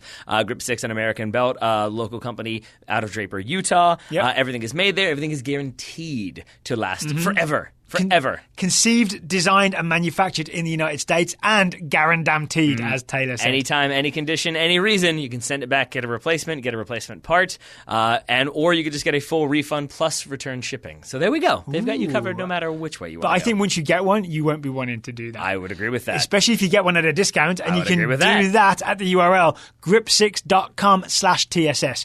grip6.com/TSS. There's a special welcome there for Total Soccer Show listeners. I think our logo's there and everything, right? So go to grip6.com/TSS. You will see the discounts that you can get as a Total Soccer Show listener on Grip 6 belts. All right. Thank you to Grip 6 Belts for sponsoring today's episode. 5 teams remaining, Daryl, starting with Southampton. Southampton finished 16th. I am giving them a C+. Okay. They were in the relegation zone early on. I think I give them an F and then an A. So yeah, C+. It's weird, right? It's half the season was terrible. Half of it was a lot better. They were down in the relegation zone early on. They fired Mark Hughes, and the board made what I think is the brilliant decision to hire Ralf Hasenhüttl, former RB Leipzig coach. He's an Austrian guy who loves pressing. So this is going from one of those merry-go-round old school British managers all the way to a European coach with wacky pressing ideas. And they gave him time, obviously, to implement it, and it worked. By the end of the season, Southampton were a pressing team that finished 16th, pulled themselves up out of the relegation zone. It really worked for a lot of the players. You saw James Ward-Prowse, who was always like technical and nice, but maybe a little bit soft. He suddenly became this aggressive pressing guy. He was really happy about it. Nathan Redmond, remember Nathan Redmond? Suddenly counter-attacking after they press. Nathan Redmond has space to run into. He looks really good. Southampton look really good. So a C+ for the positive decision to hire Ralf Hasenhüttl. I can tell by your face I've gone over my time. You have. I don't even care. I feel like that's been a recurring theme here. But yeah, I'm with you. I think Ralf Hasenhüttl, for the job he's done, definitely, he probably deserves an A, but given where they were when he took over, not very great. So and then C+. The club as a whole, I think, gets the more positive grade because they actually made the decision to hire Hasenhüttl. Yes. Fair? All right, that works for me. What should they do next then? So I haven't got a specific player, which is weird, but they should go get some high pressing reinforcements. Like double down on the Hasenhüttl way and sign some pressing reinforcements. I promise you, I really tried hard to find a high pressing player like Tyler Adams would be a great signing, but it's not realistic for him to go to Southampton, right? I've got a realistic one for you. Timo Werner would have been maybe a great signing, but he's not going to leave a Champions League team for a 16th place Premier League team, right? The only solution I could come up with is, because their forwards are like Charlie Austin, Danny Ings, Shane Long, if you want to add some extra talent there, I've gone to an old favourite, Mario Balotelli. Is he going to be high pressing, high work rate? I don't know, but he's going to score some goals. All right, well, I've got one for you then. I think that they should go after Brentford's Neil Maupay. I'm going to guess is how you pronounce it. Okay, this is all news to me. Maupay, 22-year-old French forward, attacking midfielder, 25 goals in the championship this past season, joint second in the league, lots and lots of pace, good with the ball at his feet, likes to challenge defenders, so I feel like he's going to be happy to run a lot, happy to put people under pressure, happy to hold the ball up if he can, happy to score goals, and most importantly, he's going to look really good in a Liverpool shirt in like 2 seasons. Give me that name again, Maupay? Neil Maupay. French, Maupay, but I do think he would fit with what they're trying to do. He would be, I think, Probably they could get him since it's a championship player playing for a championship team that are not getting promoted. Yeah. So maybe you get him, you bring him in, you get a season or two. If it works out really well, then yeah, probably somebody come along and buy him. I'm relieved for our show that you did the research better than me and found a player that worked for Southampton. That was mostly just me kind of looking at the statistics from the championship and looking at players and being like, where could they go? Yeah. Why not? I'll tell you, part of my problem was as well, I kept looking at like, okay, how could they improve? But since Hasenhüttl came in, certain players really had improved. So it felt harsh to then be like, all right, we need a new player to replace that guy. But I think maybe if you think Marpay could do it, then I'd be happy to see him at Southampton. All right. That moves us to Brighton, 17th. All right. I'm giving Brighton a C-, which is probably harsh because Brighton are another team where like avoiding relegation is the primary, secondary, tertiary goal. Yeah. They did it, so they did it. But they didn't really do much else. They were 11 points clear of relegation at the end of 2018, but they only got 2 wins from their final 18 games this time around, so they barely avoided the drop. They parted ways with Chris Hughton, obviously, after 5 seasons in charge. And this, to me, feels like shades of when Stoke City let Tony Pulis go, because it was sort of like, okay, we've reached that level, now we got to try something new. And it's worth noting, Brighton did spend money. I think their record player last summer, or the record player ever, was Jahan Bakhsh, the Iranian that we've talked about previously, did not work out at all. So I think... Was it no goals, no assists? Isn't that the stat I think that's correct. Yeah. So they really... There was a downturn for them offensively, but more worrying, I think, was that their defense struggled, and that's kind of what Chris Hughton is known for, as like a defensive organizer, and then we score goals.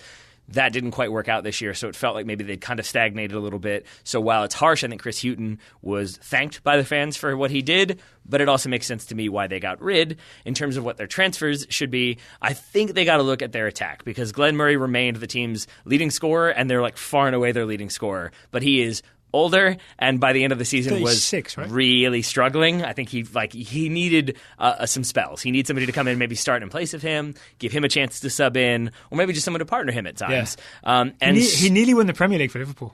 Yeah, see, there we go. Do you remember that header against Man City? And it all looked possible for a minute. For a minute, and then things kind of went. It might have only been for a minute, right? It was maybe 2 minutes. Yeah, I mean, so that could work. But I would also say that, like, you look at their other key contributors, Jose Izquierdo, Pascal Gross, they dropped off. So I think you want someone to come in, help with the goal scoring load, be a creative player, but maybe you don't want to have to spend too much money since you already have. I'm saying Mario Balotelli, Danny Welbeck, 28-year-old on a free from Arsenal. If he can stay healthy, big old if there. He is a proven Premier League player. He can score goals in the league, and I think can be an aerial threat similar to Glenn Murray. You, sir, have solved the Welbeck and Sturridge problems.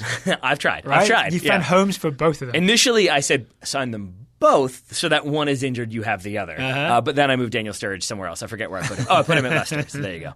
So I'm interested in this Chris Hughton thing because it could go either way. I think we won't know until next year whether it was a good decision or not. If they suddenly sink like a rock and it turns out Chris Hughton was the only thing keeping them up, it's going to look terrible, right? Yes. But if they do make some progress next year, then we'll look back at it and be like, okay, that makes sense. The board were correct. They sort of thought Chris Hughton has gone as far as he could go, but the team can go further. So it makes sense, right? Yeah.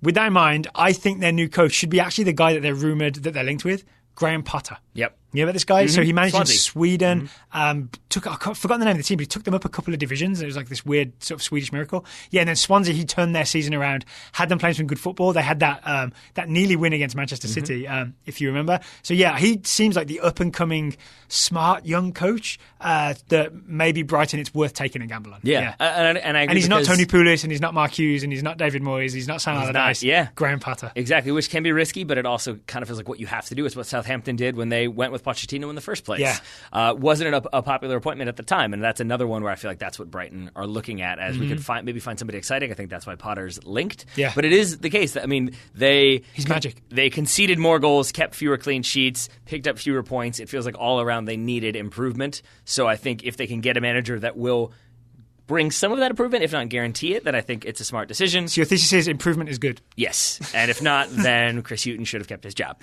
There we go. He'll get another one. There is that. Yeah, hopefully. You ready to move on to Cardiff City? Maybe he'll get it at Cardiff City. Maybe. So the situation at Cardiff City is Neil Warnock's going to stick around for a year and sort of theoretically get them promoted again and then appoint his successor. Yes. That's his plan. And before I'm going to let you prepare for your 60 seconds here, I will just jump in to say that I think the decision we made with the relegated teams was I genuinely don't know what relegated teams should do in terms of who they should sign, or other than they should probably get rid of their expensive players. Fulham looking in your direction. So we're kind of going to abandon that, right? Yeah, I mean, I've got some maybe ideas of just what they should try and do, but it's not signing players because I don't know who they should sign. Also, we don't know who they're going to lose, right? The basic thing is hold on to as many as you can, unless they're costing you too much money. Yeah. All right, below the dotted line, the first team in 18th place, Cardiff City. I am still giving them a C. Because this team was always getting relegated, always getting relegated. Nailed on 20th. Yeah, nailed on 20th. They didn't get relegated until May 4th. It's impressive. Right? May the 4th be with them. Because they managed to stay in the Premier League until May 4th, which actually isn't that long ago. It's a week or two ago. They also had the Emiliano Sala tragedy in the middle of the season, right? They signed a player in January for £15 million.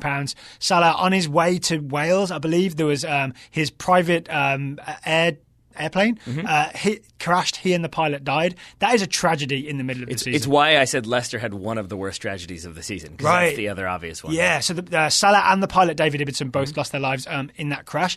I feel a little weird about Cardiff then trying to get out of paying the transfer fee. Yeah, that's the thing they've been doing. I kind of don't want to get into that because that's maybe. I think all parties there, at club level, have not been great. So I'm going to blame Vincent Tan for that, sure, and not Neil Warnock and co. So yeah, just to stay in the Premier League as long as they did. They had guys like Sol Bamba who.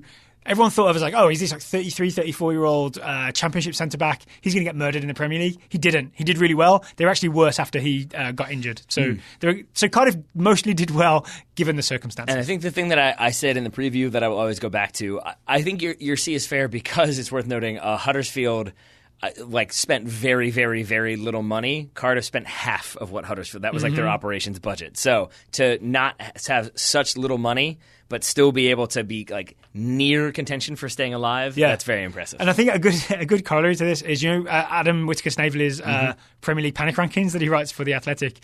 Towards the beginning of the season, when Cardiff were bottom or in the relegation zone, they were still bottom of the panic rankings, as in, we know what's happening. We're getting relegated. Yeah. We're not worried about it. There you go. No panic. No panic allows you to kind of chill out and just get a C. That's fine. So in terms of next season, ride the Warnock train, maybe back to promotion. He's got the record for promotions from the Championship to the Premier League of all time anyway.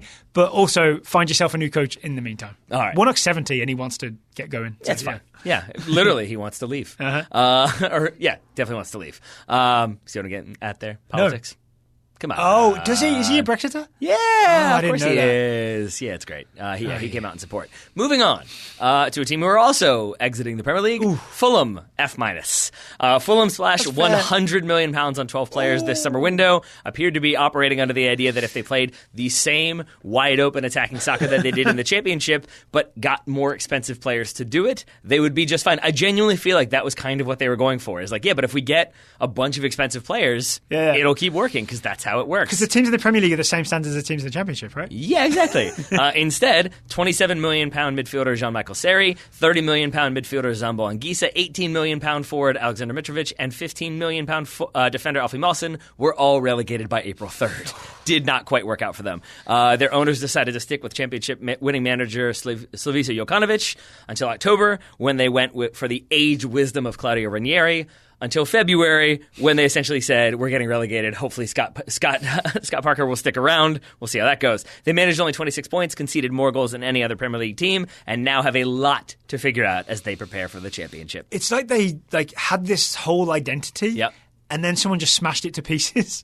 And they have to go back down to the Championship. And do they become that attacking team again? Or do they have to rebuild completely and have a whole new style? I think a huge part of it is going to be who can they get rid of and who's left over at the end of it. Because they've got a lot of players, obviously they spent a lot of money for, but then they gave lots of high wages to. So what are they going to do to kind of make sure that doesn't sink them and cause them to have relegation drama again?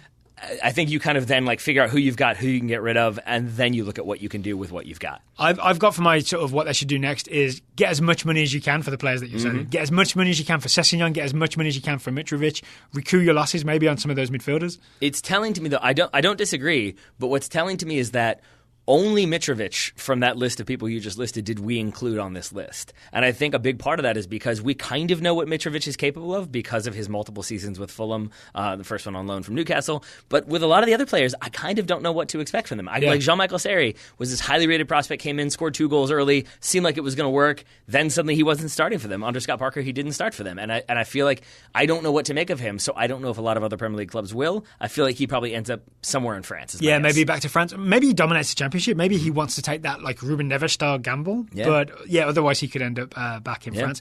I think Sessegnon's a good signing for someone if they can get him at the right price. I think he showed enough in the Premier League to suggest he's still only a kid, right? To suggest that he really still does have a big future, even though he didn't sort of like destroy teams in the Premier League like he did in the Championship. Would you like to see him at a club like Liverpool, where he's not going to start every game, obviously, but I'm not sure he should be starting every game, but he will be getting lots of very good instruction and opportunities to play, but also opportunities to play alongside some players who are the best at what they do? I only say no because I think he would get very few games because all their games are too important, and because they don't really have a position for him because he's not fully a left back.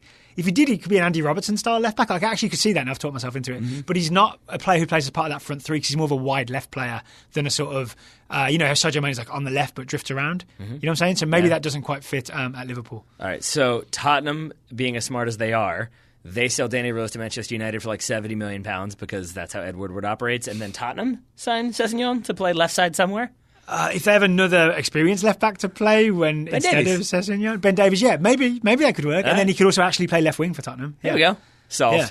Solved right there. I've already got Gareth Bale playing there, though. So. That's true. I forgot about that. Yeah, so, and that's my summer activity is get rid of a lot of people. It's basically what it comes down to. I mean, sadly, I would say keep hold of Tim Ream. That's one where I was looking around at like maybe there's a club that needs Tim Ream. He didn't do enough in the Premier League for anyone to want to grab him. He did get minutes. He did get starts. He had some moments where he looked good. I do think some of the reasons why he looked very bad were because of how wide open they were, especially at the beginning. Yeah. But I still don't think he did enough for a team to want to take a flyer on him or kind of maybe roll the dice and see if he fits in. I think he probably ends up playing for Fulham in the Championship again. Plus, if he leaves, then he might not have fans going Ream every time he clears the ball. Yes, and still he'll have fans saying, "Who's on the bench?" Should we move to the very bottom team? Let's do it. 20th place, Huddersfield Town Association Football Club. The third worst team in Premier League history with 16 points. That's why they're getting a grade F. Okay. So I guess that's actually not as bad as Fulham's, but I think that makes sense because Fulham's expectations were higher. We didn't think Huddersfield were going to survive. I mean, right? I give them an F too. I don't think you. Yeah, you give them an F minus. I don't know if they can actually get an F minus, but you're right. Okay, yeah, that's fine. Yeah, Fulham definitely had higher expectations. Certainly a higher wage bill than Huddersfield. So Huddersfield, as I said, 16 points, third worst team in Premier League history. It looked bad towards the end of last year, right? Because they had this great start to the season under Wagner, and then things got bad towards the end of last season, but they still survived by virtue of the points they accumulated at the start of the season when they took everyone by surprise with the pressing. Yeah. It's basically how this went down, right? I think they saw this coming. Wagner saw this coming. The club saw this coming. Tried to strengthen in the summer, but the signings just weren't good enough. They didn't spend enough money. There's a lot of like 5 million, 2 million, 10 million signings. I think Terence Congolo was 10 million. Diakabi, the striker, I don't know how much he was, but I don't think he scored a goal. Ramadan Sobhi didn't really do anything. Juninho Bikuna didn't do that much. Like none of the signings are even guys that you might even have heard of unless you were paying close attention to Huddersfield. So essentially, their summer was a disaster, and then the rest of their season was a disaster. That's why they get an F. Yeah. I just want to jump in real fast to say, like, I completely agree with that, and I would add that, like, when I looked at Wolves, when I was talking about like previewing them, there was or reviewing them rather. I was looking a lot of their signings. They had some of those too. Those like 3 million, 1 million, 1 million plus loan, and I was sort of like, oh, like maybe that. And then I realized those are all like 20-year-olds, 21-year-olds. They're signing them to loan them out to kind of like maybe for the future. Whereas Huddersfield were signing that like level player to be a regular starter. And actually, you mentioned youth. A lot of the guys I just mentioned are like 21, 22, 23, 24. And I can see the point of thinking, we'll sign some exciting young players. But what you ended up signing was young players who weren't ready to play in the Premier League. Yeah. And you put them alongside some of the other players that maybe weren't good enough for the Premier League. And what you get is a team that finishes bottom. And this is... Yeah, sorry. I'm interjecting. Philip Billings did well. That was my only other thing to add. There we go. It's where I'm confused by Huddersfield because, again, similar to Brighton, they're a team where their entire goal is stay up if at all possible. I would say that Huddersfield, I think, are practical enough to think we're probably not going to stay up. Yeah. We don't have the budget, so let's... They didn't overspend, I'll give them that. So that's the thing. They're safe when they go down. And so, in a way, it looks to me like they signed players for the championship. That, like, we're going to hang in, we're going to do the best we can. The thing that kind of disproves that is that they sacked David Wagner. And that, like, you can't sort of sign players to prepare for failure and then get mad when your manager fails. So actually, that's not what happened. Okay. I looked into this. He stepped away, right? He stepped away. Basically, he went to see the board and he said, I'm kind of burned out. I can't do much more here. if you want, I'll just leave at the end of the season. Okay. And they had a long conversation. This is what they said. They had a long conversation with him. They said this is genuinely by mutual consent. He said, I'll go at the end of the season. We think maybe if he's going to do that, we should just let him go now. Let him take a few months off and we'll get a replacement in the meantime. He made the initial approach about leaving, but he had a longer time frame. They said, let's just do it now. So they didn't fire him at all. I think I kind of remembered it incorrectly, I should add. I remembered it as like he was willing to step away. He was kind of burnt out and they were like, yeah, like get going, sort of, which is not fair. I would also say though, I'm realizing, isn't that what happened to Jurgen Klopp at Dortmund? Didn't he sort of like, I'm kind of burnt out, and I think they did actually sack him, but I think it was another one of those like, I'm kind of burnt out, I don't really want to keep doing this, and so he got a leave of absence, I guess is the way to put it. His was slightly permanent. Speaking of Dortmund, the replacement coach for David Wagner, who also used to be a Dortmund assistant, right? Jan Sievert was the Dortmund reserve coach. Jan Sievert is the Huddersfield coach. Style. Wagner got 2 wins. Sievert got 1 in his tenure. He has not done well, but I think if he really is this up-and-coming young coach, I don't know enough about him to say yes or no. The thing that Huddersfield should do next season is stick with Jan Sievert and see if he can perform another David Wagner style overperformance and get Huddersfield back to the Premier League, or at least just have them be a really good championship team. Yeah, all right. Which doesn't sound like thrilling. I know if Pav's listening to this, he's not going to be thrilled to hear the best they can do is be a good championship team. But that is the reality for Huddersfield. Yeah, it is, and I also think they're one of those teams. It's similar to like what some Villa fans I think have experienced, which is it's kind of more fun to go down and be that big team who have the parachute payments coming in, and you can kind of spend and be one of the more dominant teams as opposed to hey, we picked up a point this weekend. Hooray! That's the best possible thing. Like, so I think there's something to be said for like challenging in the championship and doing the Burnley, like bounce back and forth, kind of invest that money wisely, and maybe you end up securing long-term survival in the Premier League. So there we go. All 20 teams reviewed and graded. It only took an hour and 45 minutes. It's pretty long for us, but still kind of short at the same time. Yep. I did want to ask you this, because Ryan Bailey and I talked about it. There will be no Ryan. It's only Ryan Bailey. We talked about it very briefly on the Weekend Review. We don't want to get in confused with Ryan Sessegnon. Who has made many, many appearances on the show. We talked about David Wagner moving to Schalke. I just wanted to add, I wanted to get your thoughts, but I wanted to add, like, the more I think about it, the little bit of reading I did on Huddersfield, the more, like, I hesitate, I knock on wood. I feel like that's as close as I feel comfortable to saying I'm guaranteeing that he's going to succeed at Schalke. Because I just think I think he was burnt out at Huddersfield because you have no money. You've got to try to find ways. It's just constant stress. You're trying to. It's the Marines thing. Marines make do, except it's like Marines make do with a sword now, and you're fighting a fully mechanized army. Like that's kind of what he was doing. And so I think to go to Schalke, where a little bit the pressure is off because they've had, as this was Ryan's point, the worst season they pretty much could have had. Can't do much worse bar than relegation. Yeah. And I think to go in there and have a bit of a budget, like just a bit of a budget, is going to be such a different situation for David Wagner that I feel like he's going to be back in Germany. He's going to be motivated. It's going to be exciting. It's not just going to be about like plugging holes constantly. It's going to allow him to be a little bit more proactive. Yeah. I really think it's going to work out, at least in the short term. It gives me a thing to be excited about in Germany next year, especially if McKennie is still there. That hopefully Schalke. Well, he won't be. He'll be at Wolves. We've already established. That would be great. But then Nick Tatagui or Haji Wright or any of the other Americans at Schalke can come through and it'll be just fine. That'll work out just fine. Yeah.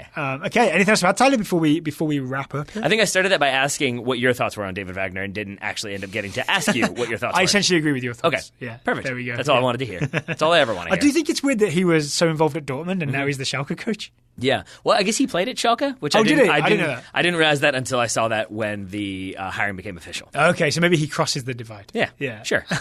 Maybe actually one thing to add is he does look good in blue. We're recording this on Wednesday. We're going to release it on Wednesday, so you'll hear this not long after we record it. I'm flying home on Thursday. You are? I am going back to visit the family, obviously because of everything that's happened this year. I actually haven't. My mom came over to visit in February after the surgery, but because of everything that's happened, and if you haven't been keeping up, everything that happened is stage 4 colon cancer. I'm going back to see all the family in the Midlands for a real quick trip, but it means I'll be out of the Total Soccer Show studio for the next few days, which are days where I would have been here doing the show, right? So I'm going to disappear for a bit, but it's only because I've gone to see the family. And you're returning, I think, in time to do chemo, right? So it's going to be like a week and a half, I'd say, until we probably hear Daryl's voice again. Yeah, unless I do some guest appearances while I'm home. We could do something over the phone, right? But then it also coincides with the end of the season, right? I'll be watching the FA Cup final, so you may hear from me about that either on the show or just via text. I'll be cheering every Sergio Aguero goal. I imagine you will.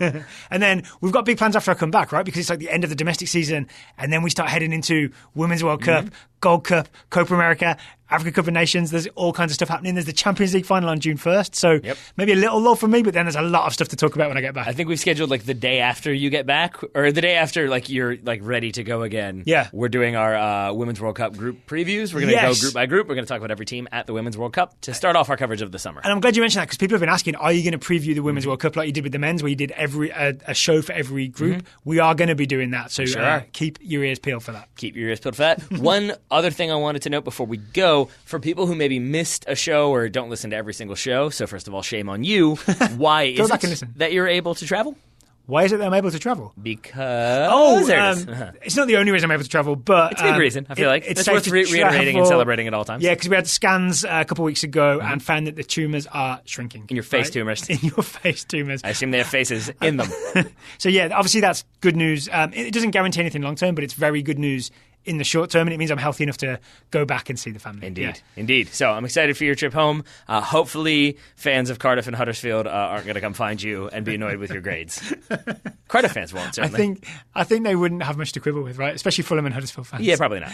Probably not. All right, Taylor Rockwell, let's wrap it up. I'm going to say thank you for taking all the time to talk with me today. Right back at you, buddy. Listeners, thank you for listening, especially if you listen through the bottom 10. That's really impressive. And Taylor will talk to you again soon. I will talk to you a little bit after that.